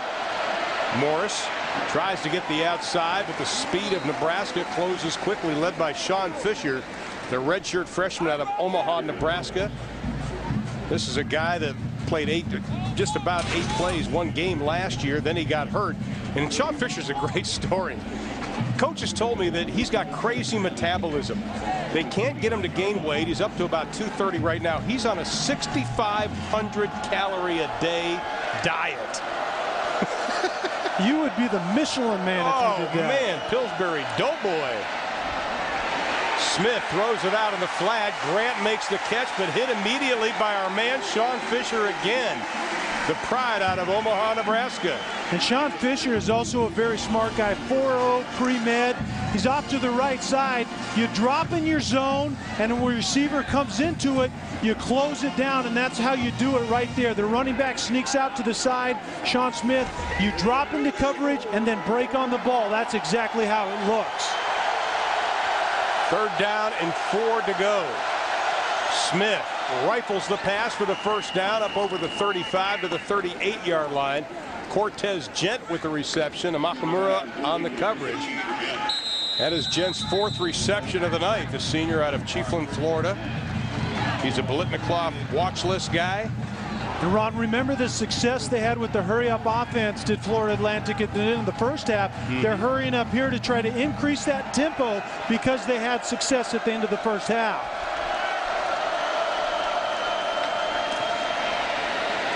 Keeping it on the ground. Maybe getting back to the line of scrimmage as Alfred Morse probably picked up about a half a yard, but that is it. You know, when you and I were breaking down film over the last couple of days and talking about it again last night, one of the things that stood out to you, Kelly, was just the speed of Nebraska and when it was going to catch up to Florida Atlantic's offense. And that's what happens, I think, when Florida Atlantic comes into play a Nebraska-type program. It's this time in the ball game where typically they start to wear out, and we'll see if it happens in this matchup. Lester Jean in motion. Smith goes deep in the flat. Pass is incomplete, and a flag comes in. It came in from way behind the receiver. Gent was the intended receiver. I think Amakamara is going to get caught for a little bit too much contact downfield on Gent. This is a matchup that Rusty Smith seems to like. He caught the slant earlier. Holding defense. Number 21. 10-yard penalty. Automatic first down. Now Prince doesn't like it. Amakamara gets turned around a little bit, but right there, the right hand as Gent starts to get outside. Yeah. And Amakamara just loses him a little bit and grabs with that right hand up on the shoulder pad. Not great technique. When the guy gets around you, have confidence in your recovery speed. Don't grab. Do it with your feet and turn and get into his hip pocket. Well, that puts the ball on the 49-yard line, 1st and 10, and we've got another procedure penalty against Florida Atlantic. My goodness, that's their 7th penalty tonight. 5-yard penalty. It's got to be at least 4 procedure penalties on them. And it was loud in here in the first 3 or 4 of those, but it wasn't loud on that play. It's just a matter of losing focus. Yeah, they're just Kevin Miller, the big man, right guard, just absolutely loses focus. But that's another byproduct of a fast defensive line. Sometimes the offensive line gets a little jumpy. You get a little antsy. The fullback, Willie Rose, maybe picks up 3, and Ndamukong Suh on the stop. He was very active the first part of the football game. He's got 6 tackles so far tonight. Well, Ron, when the Pellinis came in here, they talked about really having this defensive line get a little bit lighter and quicker. They wanted a fast, aggressive, tough defensive line. They thought the guys were too thick when they first came into this program a year ago. These guys are fast and quick now. They wanted flexibility. They brought in a new strength and conditioning coach because Bo said, I want my guys flexible. Second down and 13 from the 46-yard line. Smith, a little play action pass, going deep down the middle into double coverage, and that'll be picked off by Matt O'Hanlon. Gets a block, and he is going to be pulled down, and it looked like it would have been a face mask, but I think they just had onto his shoulder pads. But it's interception, Nebraska's football. Well, this is a problem that Florida Atlantic has by wanting to keep so many guys in to protect. And Nebraska drops into a zone and really are covering with 7. This ball is underthrown. The play action, the throw is just a little bit late. The post route is going to end up going down the middle right here to this guy. And actually, O'Hanlon just had to play center field and catch the pop fly. It really didn't amount to much more than that. Well, and Dominican Sue gave Rusty Smith a little wallop, but that pass was just floating. Now he is throwing into the wind here, and it's not a bad breeze. It's a pretty good breeze down there. So Nebraska takes over. Here's McNeil, sidesteps one, close to a first down as he gets up to the 42-yard line. And the guy we've been calling all night for Florida Atlantic, Malik Eugene, he has been all over the field from Freedom High School in Tampa, Florida.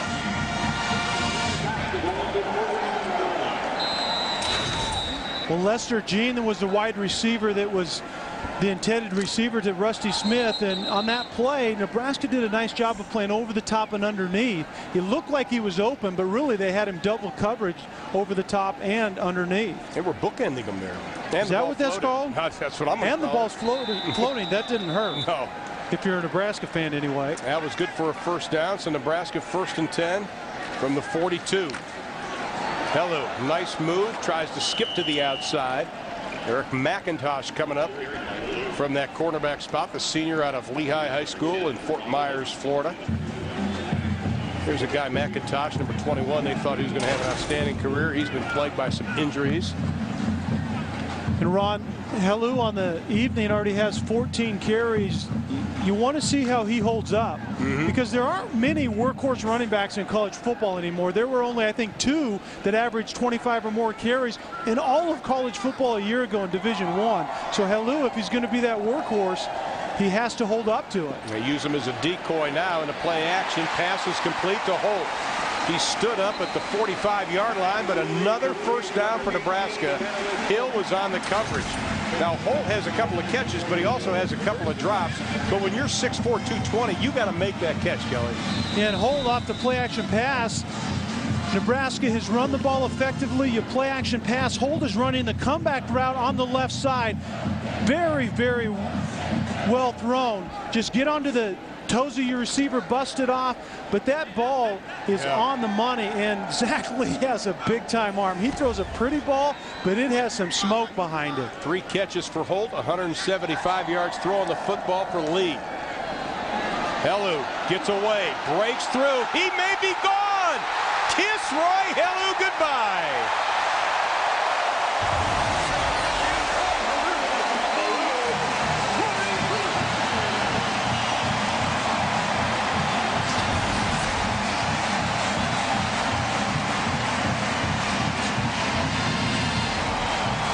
The ball is actually supposed to go to the left side. Zach Lee hands it off and then goes right. That ball is not supposed to follow Zach Lee as the lead blocker, I guarantee it, but that's the good adjustment that Hellu's feet allows him to make. The biggest asset that good running backs have is vision, and Hellu showed it on that play. 44 yards it covered for Roy Hellu. Wow. And Nebraska adds the lead. Hellu had 55 yards running the football on the opening drive. He has a 44-yard touchdown now, 152 yards for Roy, and Nebraska leads. Roy Hellu's career night is 166 yards running. Tonight he has 152 yards running the football. Kelly, he has been everything we thought he could be. Yeah, no question about it. He's a slasher. He makes people miss. He has speed. He has good vision. We've seen him run up inside between the tackles very aggressively and authoritatively. He's the real deal, Hellu is. My question is, with getting all these carries, is the young man going to hold up? Because remember, Quentin Castile is no longer here. The onus goes on to the back of Roy Hellu. Yeah. He's going to get a lot of work, Ron, as this season unfolds. Well, he had 166 versus Colorado last year, and he's kind of picking up because in the final 4 games last season, he had 510 yards and 4 touchdowns. That was best in the Big 12 last season for the final 4 regular season games. McIntosh about 5 yards deep. There's a clip in the back. And that ball's going to come back. That was way too obvious. Matthew May, you got your hand caught in the cookie jar, son. Boy, you don't block somebody in the back in front of 2 officials. Just kind of a point of contention there. Illegal block in the back during the return, number 10. Half the distance to the goal from the spot of the foul. First down. Well, Rod Huggins, check that. Rod Huggins is the one. Now watch, it's pretty obvious here. And bing. We've seen this probably 3 or 4 times on the night where Nebraska, that's exactly where the official is looking. Where the ball is, rest assured, some set of eyes from the officials are on that spot. Ball is on the 5-yard line. Tough field position for Florida Atlantic. Morris tries to get it up to about the 6-yard line. A lot of players there. Matthew May, Blake Lawrence. We had a bunch of guys there. I think it was Blake Lawrence that led the charge. Ron, this is one of those little areas that Bo and Carl Pelini want to see as well. When you have a team backed up, you want to keep them there. You don't want to give them 1 first down or give them better punt field as well. Wide open in the left flat is Gent. And he is going to be pulled down, but not before he gets up to the 31-yard line. I think that's a complete breakdown. Nebraska just got caught still looking to the sideline for their defensive signal, and Rusty Smith recognized it, goes hurry up, and snaps the ball quickly and throws to an uncovered receiver. Asante gets out there eventually on Gent, but that was well planned by the heady 4-year starter Rusty Smith. And it's a 1st and 10, so they started on the 5. They're plus 28 on this drive. Straight ahead running by Morris, just a sophomore.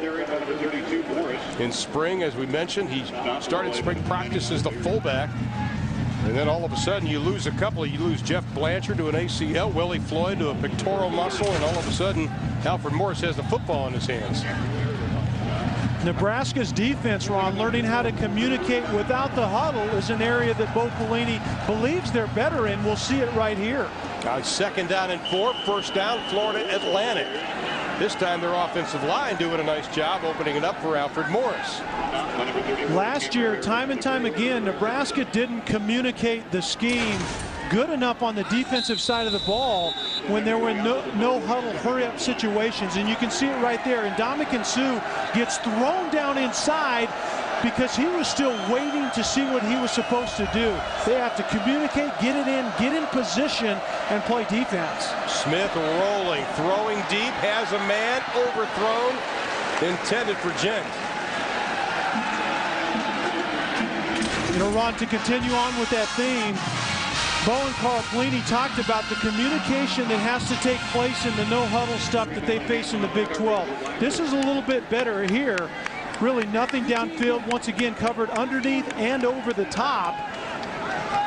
But Nebraska has to do a better job of communicating the scheme and getting into position in this type of, against this type of scheme where the offense is concerned. Well, Rusty Smith under 50% completion rate tonight for just over 100 yards. Running the football has been somewhat effective as Alfred Morris gets close to midfield. That'll be a pickup of about 4 on the play. Ron, if you keep an eye right now on the line of scrimmage, Just take a look at Nebraska's defensive linemen. How are they getting off of blocks right here?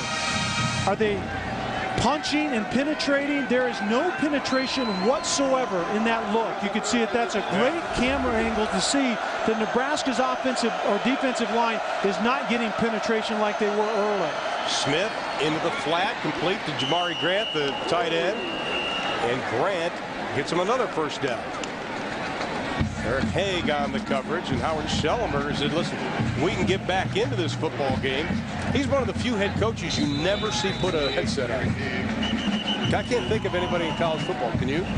Maybe Bobby Bowden. But Bobby Bowden does from time to time. You never see one with... No, Howard doesn't. If I had hair like that, I wouldn't want to mess it up with a headset. That's right.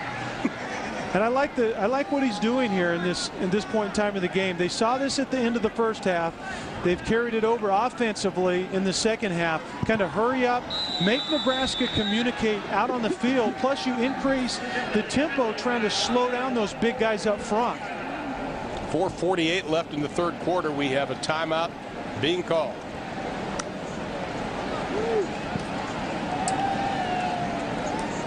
You know, this is year 2 for the Nebraska regime under Bo Pelini. As we mentioned earlier, he said we're in a better position to make a bigger jump this year than we were last year. Well, let's go to the man himself. His thoughts on year number 2. I think our kids now understand what it means to be good. The focus, the commitment, the accountability, all the things that are necessary within a culture to give yourself an opportunity to win football games. How that equates, I don't know, in one loss. And I don't really pay attention to all that right now, because right now we try and tell our kids to stay focused on the process. And you know, Kelly, one of the things he said is that guys are understanding now that what hard work is, and it's nothing personal with the coaches when they get on there. That was a great point. And when they first got here, he talked about it was the dread that they felt sometime from these players when being asked to work hard, and they kind of took it personally. But when the dread of working hard started to move into the excitement of an opportunity to get better, they knew they were onto something, and they want to continue doing that. And that's the culture that we talked about. Work hard every day in practice. You play eventually how you practice during the week. And Ndamukong Suh is getting guys fired up down on the sideline. You can see him, but this is where it has to translate, and that's what the coaches are looking for this evening. Are those arms or somebody's thighs? Alive. Your body could disappear behind either of those. Hey, I'm not going to call him Ducky. He's Sir to me. You know, one of the things Bo Pelini did say, too, he tries not to get too high or too low with the team, and he tries to keep it black and white. And all we see him on the sideline, and he can be emotional. Yeah. But for the most part, he is, you know, he doesn't get too high or too low about what's going on. Keep it black and white and keep it real. Players respond to that.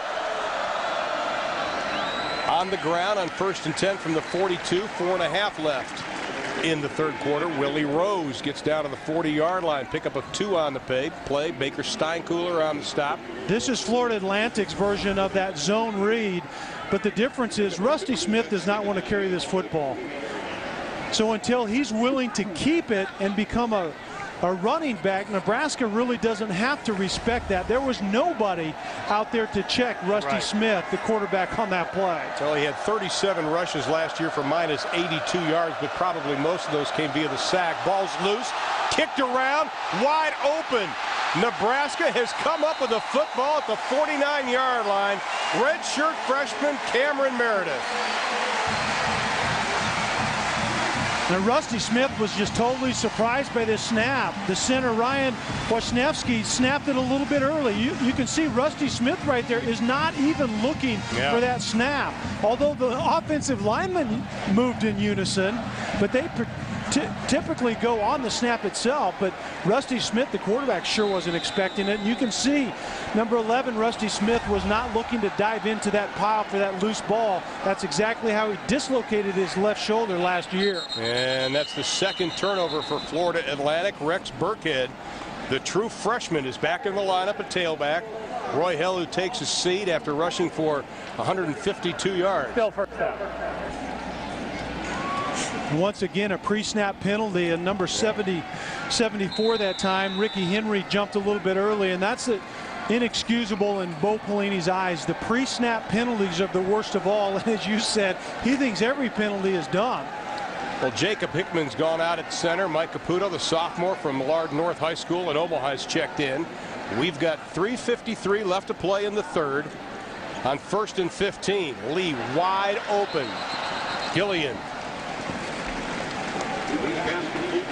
Pass is complete inside the 50-yard line to the 49. Gillian's done a nice job tonight. He really has, and he's the receiver that's going out, number 11, Gillian, into the flat. Zach Lee, notice where his eyes were initially. He's holding the defenders off in the middle. As they continue to drop, Gillian outflanks the defense, gets to the sideline, and Zach Lee finds him late but on time. That's his third reception of the ball game. He's still developing, though, as a wide receiver. Lee sprinting out, gets hit as he lets it fly. I think that was a smart play. Absolutely. He had no choice on that as Lockley was putting the boom on him. When Sean Watson is grading film in the morning, that will be a positive for Zach Lee. Nothing there. Sometimes the defense wins and you throw the ball out of bounds and live to play the next down. You know, we mentioned his dad, Bob Lee, played in the NFL for a dozen years. You know, you think that a lot of guys would pressure their son, and Bob and his wife Janice didn't do that. Yeah. They tried to keep him well-rounded and said, in fact, Zach Lee told us that his mom's the one that kept him well-rounded. And also, I think his dad knows when something bad happens, it probably happened to him once in his career. Lee over the middle. That's going to be picked off. First interception of the year for Zach Lee down at the 35-yard line. It looked like Tavoris Hill come up with the interception. He had one last year. This is his first this year. Gillian was the intended receiver. And actually, this is only half bad. Zach Lee is going to the right guy. He just throws the wrong ball. He doesn't get enough air. You can see the receiver and Gillian is getting behind him right there. If the ball is just a little bit higher, that's the guy you want to go to. But he didn't get it high enough. Sometimes, Ron, it's not the decision, it's the execution of the throw itself, and there's an example of it. Well, he's still 13 of 20 for 180 yards and a couple of touchdowns. And Florida Atlantic takes over with 3:15 left to play in the third from their own 27. Smith sidearms it. Pass is complete up over the 40 to the 45-yard line. Darian Williams, just a sophomore from North Lauderdale, Florida. They consider this young man the strongest of the tight ends. Florida Atlantic does a nice job of using the tight ends. A misdirection, you can see right there Williams coming out running kind of to the corner, and then he flattens it out a bit. They do a nice job, and who the linebackers are working on, or the tight ends are working on, is that young linebacking core of Nebraska. Smith likes to go into the flat, and he does it again. Up to the 50-yard line is Grant. Oh my, that's a collision there, my friends. Guys that catch the ball and run the ball downfield and are fighting for extra yards against Nebraska are going to learn to get down, because Nebraska's defensive line hustles downfield and they're fast enough to get there. You know, Jared Crick and Dominican Sue have already made plays 10 yards downfield and absolutely almost decapitate people. That looked like it was Baker Steinkühler on that one. So it sets up a 2nd and 5, ball right at midfield. Final 2 minutes and 10 seconds of the third. Smith, here comes the pressure. And he will throw it to the guys in the red jerseys. Rusty looks like he's saying, give me some time, guys. We talked about Bo Pelini and Carl Pelini. They want pressure with just the down 4 as the base of their defense, and they've gotten it pretty decently tonight. Rusty Smith is a heady quarterback, so he gets rid of it quickly, but they've had guys there. I mean, you look at Cameron Meredith, Baker Steinkühler, Will Compton, Sean Fisher. These guys are redshirt freshmen, and all of them playing very well tonight. Intercepted Nebraska. Prince Amukamara, who had the pass interference earlier, makes up with it with the Oski. Ron, and I mentioned this earlier, that Amukamara has been on Cortez Gint, the go-to receiver from Florida Atlantic, a lot. This is a slant, and Gint just gives up on it.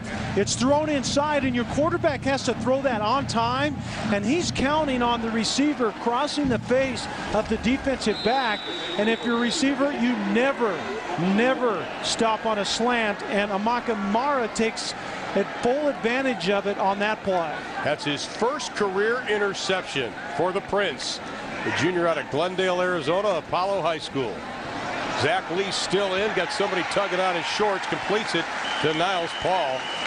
Clock continues to run as we go inside of 2 minutes to play in the third.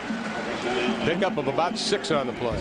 Ron, Niles Paul is a guy that Nebraska needs to get figured into the mix a little bit. Yeah. He has the speed. He's become a leader on this team. You can see the pressure right there at the end. This is the feistiness of Zach Lee. He comes up kind of fighting a little bit. Thought the defender took a little bit of advantage of him, but I would like to see Niles Paul and Gillian and Holt become that trio that really bring a lot more speed and athleticism to this wide receiver position. Well, they marked it after a 7-yard gain. Here's Burkhead, the true freshman. He's got the first down over the 40-yard line. Rex Burkhead, 5'11", 200 pounds, from Plano, Texas, a suburb of Dallas. And remember, Burkhead really has a mirror image in terms of skill set as Helu does, but right there, the yards after contact, get north and south, run downhill, get as much as you can. They have a little wiggle in their step. They're slashers.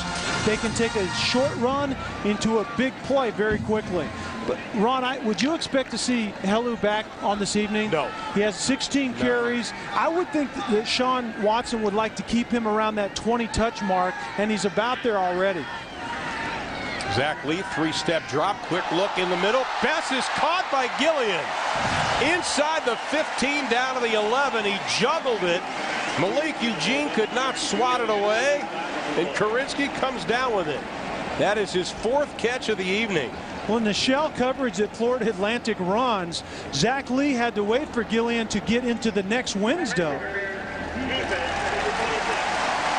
Well, penalty against the Owls, but that, of course, will be declined. It was pass interference, but it really didn't make any difference. But watch how Zach Lee, keep an eye on him. There's a hesitation right there. He's waiting for Gillian to get into the next open window to come open, and that's what happened. Very good throw. Eventually a nice catch. Gillian dropped it one earlier, but he hung on to that one. He had 2 catches last year. He's got 4 tonight.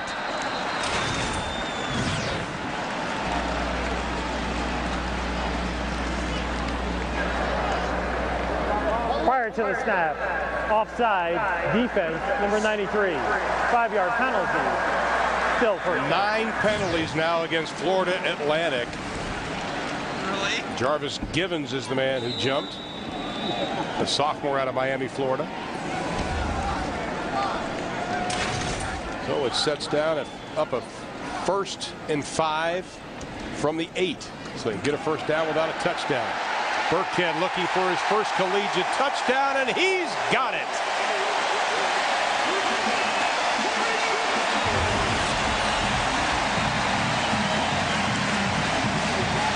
There's a late penalty flag on the play, but Rex Burkhead goes 8 yards for his first touchdown, and is a Nebraska Cornhusker.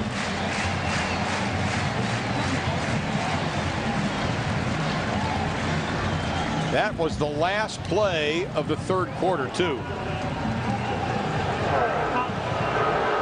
The touchdown is good. The 15-yard penalty will be enforced on the kickoff.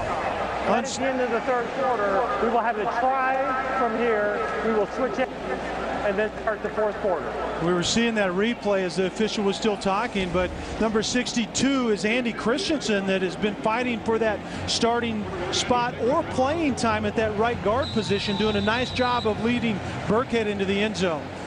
21 points in the first half for Nebraska, and if Henry connects on this one, which he does, 21 points in the 3rd quarter. Roy Helu had a big 3rd quarter, including a 44-yard touchdown run, but his replacement, Rex Burkhead, with an 8-yard TD. We head to the final 15 minutes. Nebraska leads it 42-3. 42-3 as we head to the final stanza. Rex Burkhead, just a true freshman, getting his first touchdown. Let's take a look at it again. Good effort by the young man. A good job up front as well. You can see Andy Christensen, 6'2", coming from his 62, coming from his left guard position and stepping up inside. The offensive line of scrimmage has been controlled by Nebraska in this second half on both sides of the ball. Good things happen when the guys up front play well, and Nebraska's playing very well right now. Let's check in with Kent Pavelka. Kent. Ron, that left guard position's an interesting story. You mentioned Andy Christensen. He actually committed when Frank Solich was still the head coach at the University of Nebraska, playing in his 6th season here. This is the 6th season of eligibility, a very unusual story there. But Derek Myers has been playing most of the snaps at left guard, playing for Keith Williams, who's injured and has not seen a snip tonight. Derek Myers is a great story. He's from a little old town called Campbell, Nebraska. Can't be 200-300 people there. He went to Kansas State on a scholarship, got down there, spent a few years, decided, I don't like it here. I grew up in Nebraska. I want to be a Cornhusker. He's playing out here. He's played almost every snap tonight, save for a couple for Christensen. And it's got to be a dream come true for him tonight in this home opener for 2009. Sounds like somebody else I know, Kelly. You got to come back to Nebraska after your playing career. No kidding. It's just like you. My hometown had 1,200 in it, though. His only had 3. Is that including your cattle? Yeah. Okay. Just a thought. Well, Nebraska penalized on the kick. This is something in a Big 12 game you cannot have happen, because when you're kicking off the 15-yard line, this will be rolled, and it's rolling around. Oh, my. Sit down, Mr. Roll, at the 17-yard line. Well, Ron, those are the things that Bo Pelini doesn't tolerate. And whoever taunted, we couldn't hear the official say the number, but rest assured he's going to get an earful from head coach Bo Pelini. You're right. It doesn't matter tonight. No. But in the heat of a contest in the Big 12, when you're fighting for a championship, it's those little things that make a huge difference. Okay, let's look at it from Florida Atlantic standpoint now. 42-3. You're not going to make up that unless a miracle. You've got to get something positive out of this. Fumble, ball is loose, and they recover it, but they're going to lose a couple of yards on the play. Ricky Tenarce is the one who punched at the ball, and it had to come up with Chris Bonner getting the loose rock. Yeah, that wouldn't be the positive that you're talking about, no. Ron. Florida Atlantic is just going to continue to do what they do. And you can see the big pop, I think, by Anthony West on that play. Or actually, it was Tenarce, but Florida Atlantic does what they do, right? And they're going to continue to do that the rest of this game, and they call it advanced training. You continue, and then you get into the Sun Belt Conference, and you're more prepared to play at that level. Chris Bonner comes up with a reception. Now, last year, they were one of the favorites for the Sun Belt Conference, but they started out 1-5. As we look at this one more time, pretty good catch. Bonner, an outstanding receiver, has to use the entire 6'3" frame for the senior from Tampa. But they started out 1-5, and they lost games including Texas. They got whacked, Michigan State and Minnesota. But they finished 6-1 down the stretch. And to show you how good Howard Schnellenberger is, even after the 1-5 start, they go to a bowl game and they win a bowl game. On the ground, Morris up the middle, one man to beat, and they close quickly, but not before he gets to the 48-yard line. Pickup of 23 on the play. Nice run by Alfred Morris. And Florida Atlantic had a great play called. You can see Sean Smith 42 and Compton 51. The linebackers were coming. They get kind of cut outside and to the other side away from the run, and they gash them with Morris right up the middle. Right call, right time. Poor execution if you're Nebraska up front. 80 yards rushing for Morris, 198 yards passing, 93 rushing for Florida Atlantic tonight. Smith looks, throws, nice pass caught by Grant. And that'll be another first down. Ricky Tenarce on the coverage. At times, this Florida Atlantic offense looks like it will put points on the board, Kelly. And I think they will when they get back to the Sun Belt Conference. I don't know that they're going to do much tonight, but we saw that last year watching the Texas tape in the opening game. This offense moved the football, but they just couldn't finish things. Just like this afternoon, this evening, they couldn't finish things, and we'll see if they can do it on this drive. 1st and 10 from the 37, about 7 minutes gone by here in the 4th. Morris. You know, earlier in the game, I asked you about Bernie Kosar and the Rusty Smith comparison. Yeah, and you can see they're very similar size games right now. Rusty Smith has played a ton. The yards, Rusty Smith has a lot more yards, but what I like is I think they compare very well mentally, the way that they approach reading defenses, and also their throwing motion, which we already broke down. Very Bernie Kosar-like is Rusty Smith from the physical standpoint. 2nd down and 5 from the 32. Smith, nice read, should have been caught. Off the hands of Grant.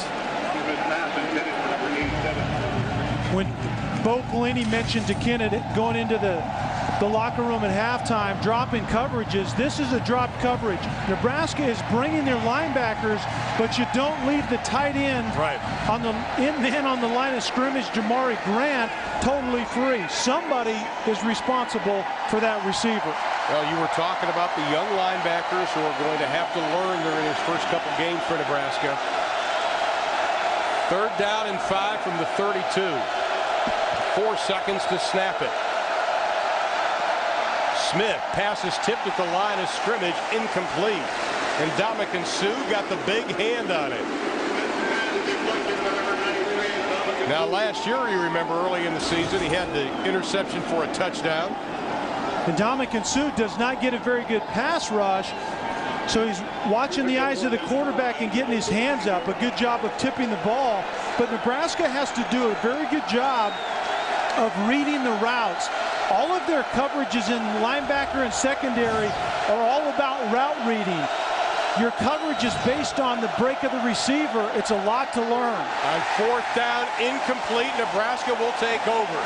Larry Asante with the hit, and Jamari Grant is still down, and he is slow to get up. And he gets up with a little hitch. Timeout. 12:19 left to play in the ball game. The game is in. Roy Helu Jr., what a night tonight running the football. 16 carries, 152 yards, 3 touchdowns. And he also caught a pass for 3 yards. And, of course, the other star of the game is Zach Lee, quarterback. First collegiate start, 12 of 17 tonight. He's looked very comfortable, really, from the opening part of this game. He's thrown the ball accurately. He's generally found the right guy to throw to. In most cases, I believe he has. He's taken a little pressure. He's gotten rid of it at the right time. And when nothing is downfield, he's tucked it a few times. He's a very accurate passer, and he has a strong arm. You can see right here, he moves with his feet just enough, keeps his head down the field. I think Zach Lee has had an impeccable first time out as the new starting quarterback of Nebraska football. Well, he's being replaced now by the true freshman Cody Green out of Dayton, Texas. And Burkhead and Green in the backfield. Burkhead with a touchdown.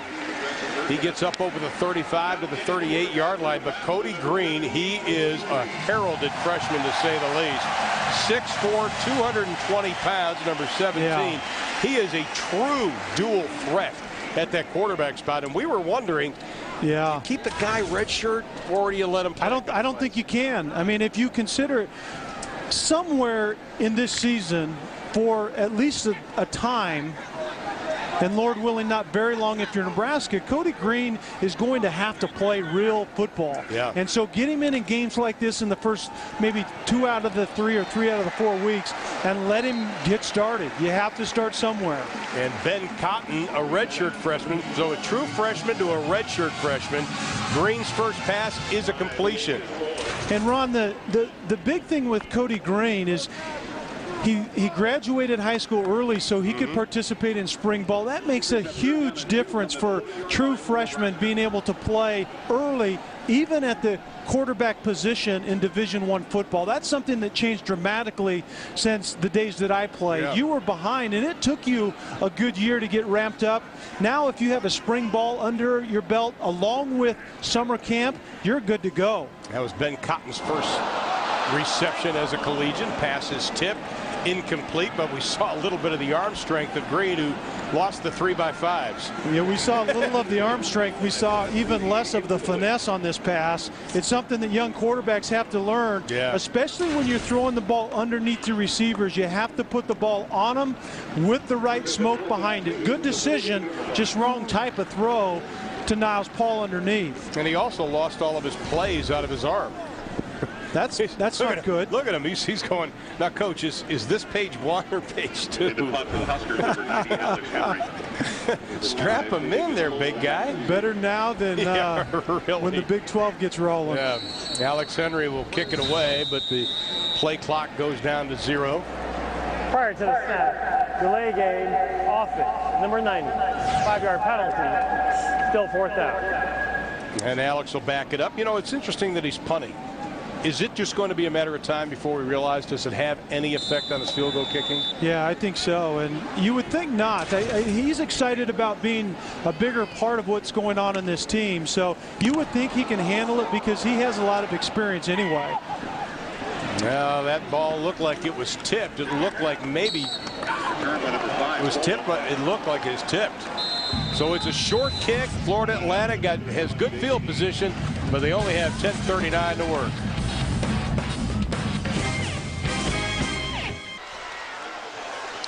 Beautiful night for football in Lincoln, Nebraska. But then again, any day that ends in Y is a beautiful night for football in Lincoln, Nebraska. 42-3, 10:39. Oklahoma, right now, there's about 10 minutes and 32 seconds left. Oklahoma leads it. Now it's 13-7 over BYU. But the big story is right there, Kelly. Oh, my goodness.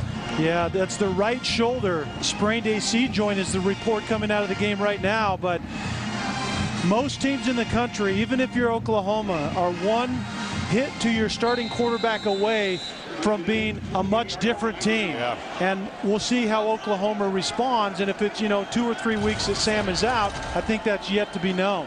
Now, don't forget they play Texas on October the 17th in Dallas. So I'm not a mathematician, but it seems like they have plenty of time to him to get healed before that game. But the other thing in that game, how about BYU playing a little defense against Oklahoma? Yeah. Had the most prolific scoring year in college football history last year, did the Oklahoma Sooners, and they've only gotten 10 on the board, even with their backup quarterback. Now Florida Atlantic, 2nd down and 7 from the 49-yard line.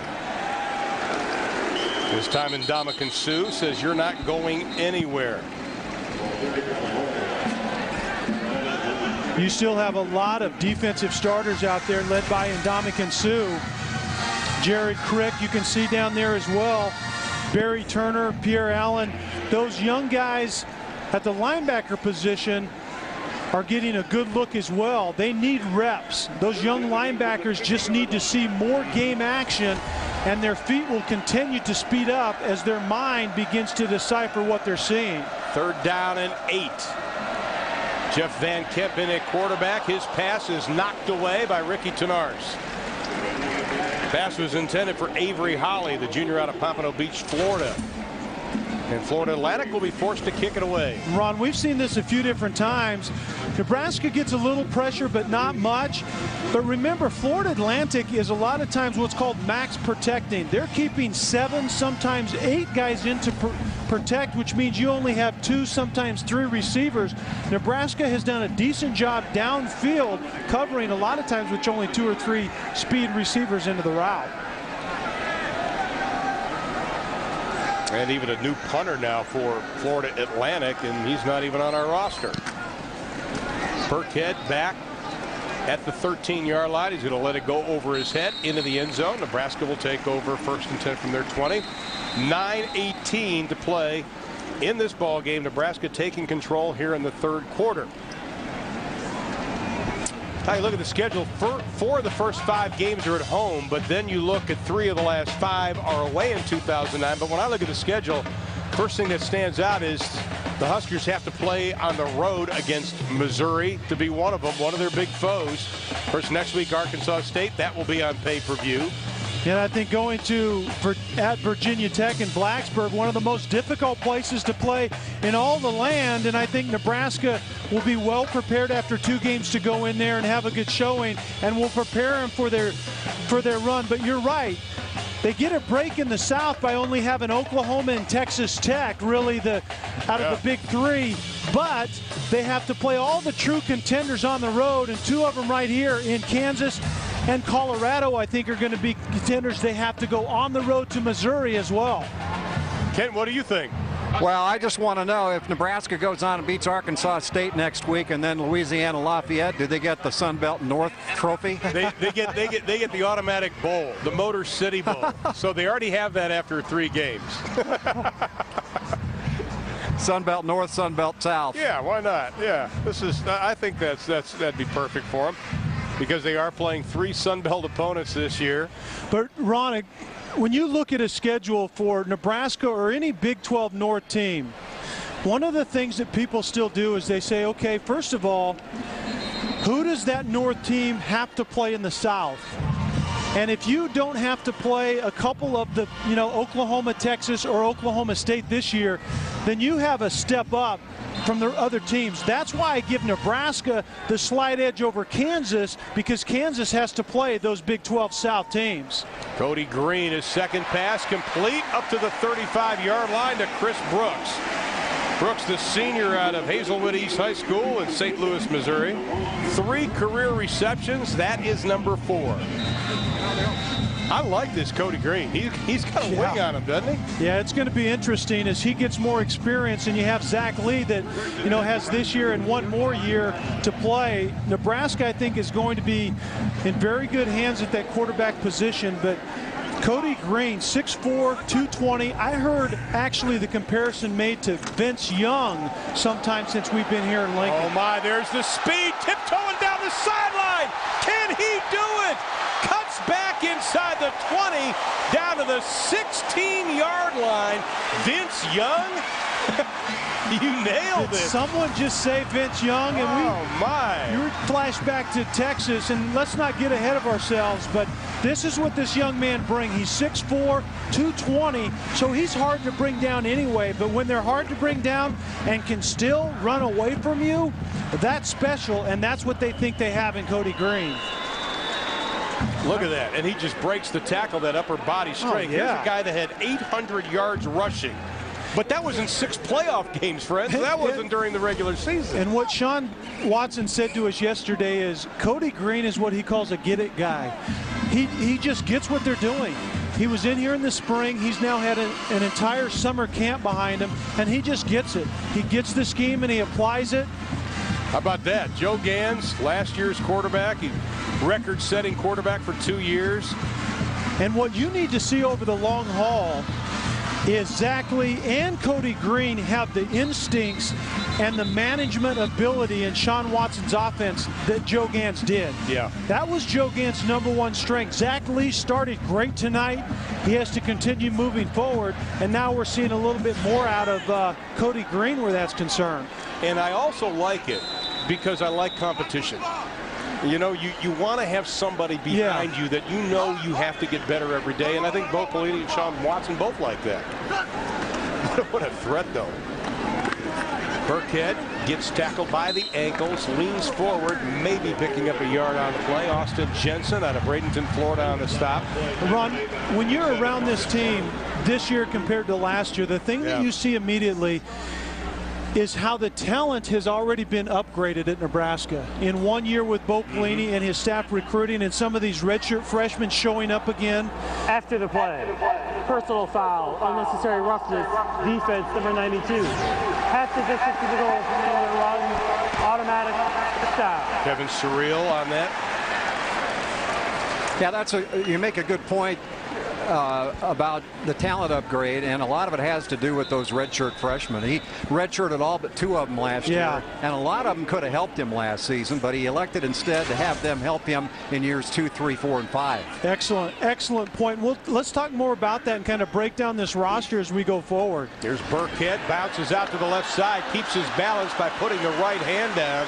He's inside the 5, down to the 3. Michael Lockley trips him up. 6 senior starters on this team, 2 on offense. Well, what Kent was just talking about, it's a different plan that Bo Pelini has than, say, a Callahan had. Last year, Bo Pelini started really the underpinning depth of this program by redshirting everyone basically that could, except a couple of guys that Kent talked about. And right now you have 80 out of the 142 players being freshmen or redshirt freshmen on this Nebraska football team. And Burkhead looking for his 2nd score of the night. He's close, but the officials are going to say he's short. Kent, was that not a difference of opinion or of approach that Callahan took when he was here? Yeah, I mean, Callahan, if you'll recall, really went the JUCO route at one point, too, which is totally different than what we're talking about. But you look at who started tonight. 2 of the 3 linebackers that started are redshirt freshmen. The other a true sophomore. And then you throw in the true freshmen who were difference makers tonight. Cody Green under center right now. And then Burkhead at running back. And there he is. And tries to get it in, but the officials are going to say no again. But Ron, when you can add to your depth of your program and at the same time get more talented with that depth, that's how you build a program that survives one year after the next, and you become one of those elite teams once again that Nebraska obviously is wanting to do. 4th down, less than a yard to go. Burkhead is in the I formation. 3 tight ends. 4 make it tight ends. The keeper in for the touchdown. Cody Green, his first collegiate TD. Green with an outstanding run that set up the touchdown. Burkhead has a touchdown tonight. We are seeing the future of Nebraska. And a play that we haven't seen really. It's more of kind of the option, more of the speed option. Quick outside, lead fullback. You have a guy in a running back and pitch relationship. A good job that close to the goal line. If you see Green, you tuck it up inside like Cody Green did on that play. The extra point is perfect. 6 minutes and 3 seconds left to play in the opening game. Cody Green's 1-yard touchdown run has given Nebraska a 49-3 lead. You know, it was amazing on that play. It looked somewhat odd to begin with. When Cody Green tucked it up inside and stepped into the end zone and the defender from Florida Atlantic came up to tackle him, it was like tackling a tight end right here. 6'4", 220, good decision. You have enough to get it in the end zone, but then all of a sudden you realize this is a quarterback, but it's like tackling a tight end, but he runs like a wide receiver. That's what Nebraska got in Cody Green, and you're going to see that. Sean Watson is going to be very precise at where Cody Green gets in the action, because remember, Zach Lee still needs a lot of reps. But Cody Green is going to play an integral part in this program probably sooner than later. Yes. Want to remind Husker fans, catch Big 12 football on Fox Sports Midwest all season long. We televise 18 games in HD, weekly preview shows, classics, replays, and more. Also, don't forget to catch the Bo Pelini Show. That comes on Tuesdays. Big 12 football all season long on Fox Sports Midwest. And a quick update. Bo Pelini's former team, the Oklahoma Sooners, now trail BYU 14-13 with just over 3 minutes to play. Once again, the Sooners playing without Heisman Trophy winner Sam Bradford, out for probably 3 weeks, shoulder. How big would that be? BYU comes in and knocks off what some people think could win the national championship, Oklahoma. That's just kind of, after the great day the Big 12 has had, this is would be a major blow. Really devastating. And on the other hand, the Mountain West, who believes that they were shut out of a national championship title opportunity last year with Utah running the table, and they go in and make a statement like that. You're exactly right. What's been a great day for the Big 12 is about ready to take a blow if Oklahoma doesn't make something happen. Let me tell you, the Mountain West is a better conference than the Big East this year, hands down. Kickoff coverage just a little bit shaky on that one as Tavius Polo brings it up over the 25-yard line, and Florida Atlantic takes over inside of 6 minutes to play in the contest. All right, big boy, give me a report card. Yeah. Nebraska Cornhuskers, what do you think? What'd you see here today? See, I've been Pelini-ized. Yeah. I don't get too high or too low, because last year I thought they were better after the first game than I really thought they were, and I think they showed it. I'd give them a B- tonight. I think there were some things they showed. I think Roy Hellu showed me a lot tonight. I think at times their young linebackers weren't as crisp as I think you need to be when you play the likes of the Colt McCoys or the the Texas Techs. Yeah, we hope that Coach Schnellenberger gets off the took a hit. He's tough. Field right there. 75 years young, Howard Schnellenberger. And talking to the people, Florida Atlantic, the coaches and the sports information staff, they said this guy's got a bounce in his step and has had it. Coach, you have to have your head on a swivel right here. Whoa! Couldn't quite back out of the way fast enough. I'll tell you what, that one assistant who didn't stop him right there. Yeah. You're walking home, guy. You got here in the head. Get your hind end out in front of the big man and protect him for crying out loud. That guy's pulling the ripcord on a parachute. He's getting out of there. Protect your coach. What if that guy has a job after tonight? He might after tonight, but when the film's watched tomorrow, he probably won't. He's probably saying, where were you guys? But I think you're right. I think your assessment is a good one. I mean, Bo Pelini is striving for perfection. That's the bottom line. And some people take that the wrong way and see him kind of gruff and he's never satisfied. But when you're trying to get this program back to its elite status, which he was hired to do, that's the way you have to approach things. Bo Pelini, I guarantee you, is the perfect guy at the perfect time for this program, and he runs it the right way. You don't take shortcuts. You have to make tough decisions at times, but in the end, he has a vision and he's carrying it out block by block. Well, I remember Bud Wilkinson, the late Bud Wilkinson, great coach at Oklahoma, telling me years and years ago when I was just getting in the business, he said, young man, complacency is the enemy of excellence. Yeah. And I don't think Bo's going to allow this team to become complacent. Well, Van Camp puts it up in the air, pass is incomplete, and that, oh my.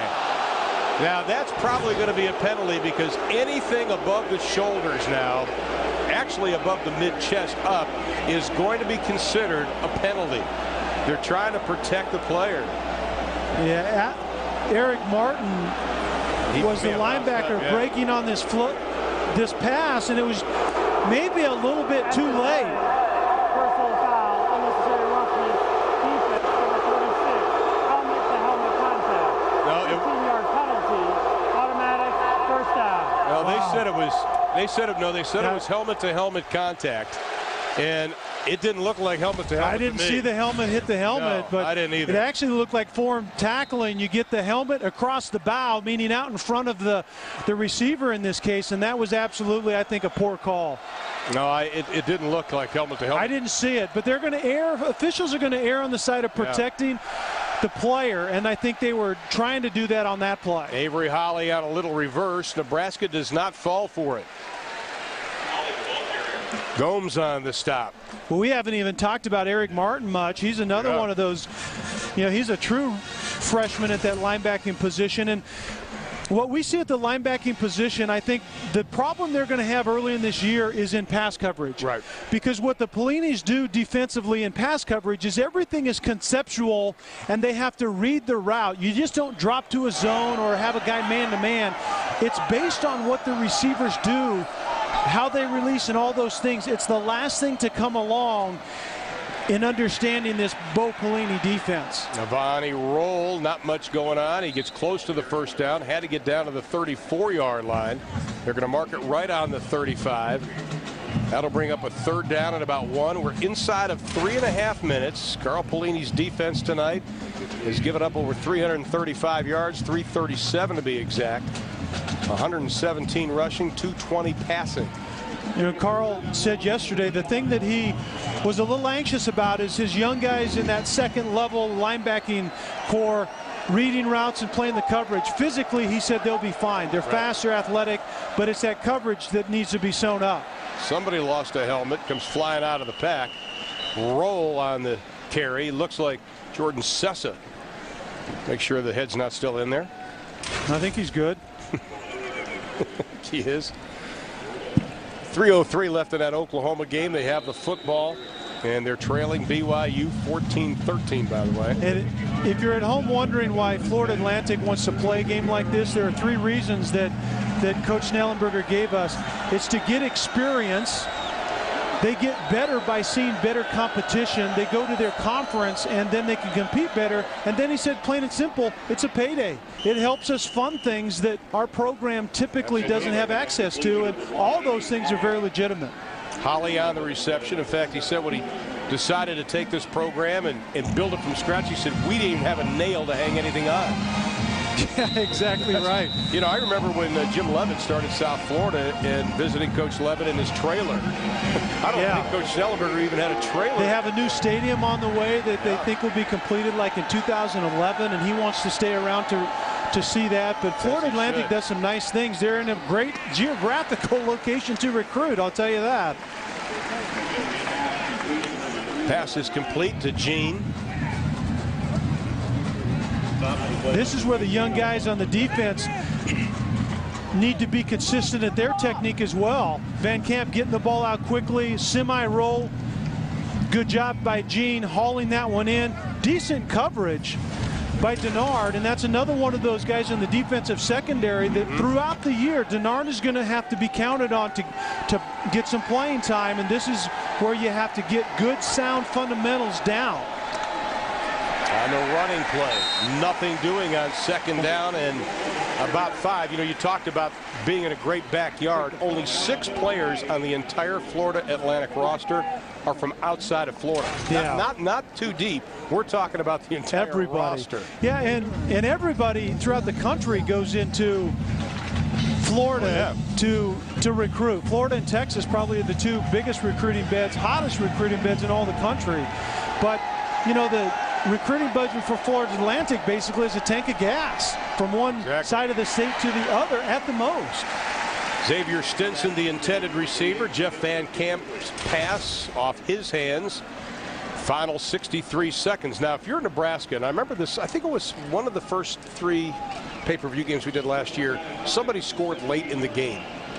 I'm not sure if it was San Jose State or Western Michigan and Bill Cubitt's squad, or I'm not exactly sure, but somebody scored late in the game, and it was like death to Nebraska. They just felt like, oh my goodness, you know, what did we do? Well, that's New Mexico State. That's what Bo Pelini preaches, and it has to go clear down to the last guy on the roster or on the depth chart. Anyone who's getting playing time, they expect the same thing from those guys as they do the first guys out on the field. Avery Holly tried to get a jump on the defense by taking off. The problem is the ball is not snapped. False start, offense, number 1, 5-yard penalty, still 4th down. You know, Ron, I guarantee you we watch Holly get a jump start. Watch this. He's 10 yards down before they call it. Yeah, they frown on that in this game before the ball snap, but rest assured, when they watch this game film, the guys out on the field right now getting these last few seconds will be graded and coached just as hard as the first line that was in there to begin with. 4th down and 10, balls on the 22-yard line. Van Camp looking, crosses the line of scrimmage. He's got to go down, and he does. Eric Martin, the true freshman that Kelly was talking about just a few minutes ago, 6'2", 215 pounds. Showing us his guns. And that's what you've seen flashes of tonight, is the speed that Nebraska now has at the linebacker position. Eric Martin is mirroring the quarterback, and then he just simply runs him down. Yeah. Nebraska hasn't done that in the last few years. There was maybe a guy open, but by that time, Van Camp has already tucked it and become a ball carrier. Nice job by Blake Lawrence putting pressure on him. Now Travis Washington, he's going to get his shot at quarterback, the junior out of Bradenton, Florida. As some of the guys who toil so hard as redshirt or walk-ons and guys that are just trying to live a dream playing for Nebraska, they're going to get at least one, possibly two plays in. But Travis Washington, 6'3", 225, Bayshore High School. Good look at him. Currently moving into the number 3 spot as far as quarterback. Marcus Mendoza, number 32, also in the backfield. Here's a guy that last year the coaches were very high on when we were in here. They loved his speed, but they had to move him to wide receiver. Then they moved him back to running back after Quentin Castile was dismissed from the team. And I think that will just help him now that he's back at running back. He understands the running back position, get a feel for how to run routes as a wide receiver, and then come back to the running back position. This time Washington keeps it, tries to get to the edge, gets up to the 25 to the 27-yard line, and that's going to do it, my friends. 483 total yards for Bo Pelini's offense. They blew it open in the third quarter with 21 points. The final, Nebraska 49, Florida Atlantic University 3. We'll be back to wrap things up from Lincoln, Nebraska right after this.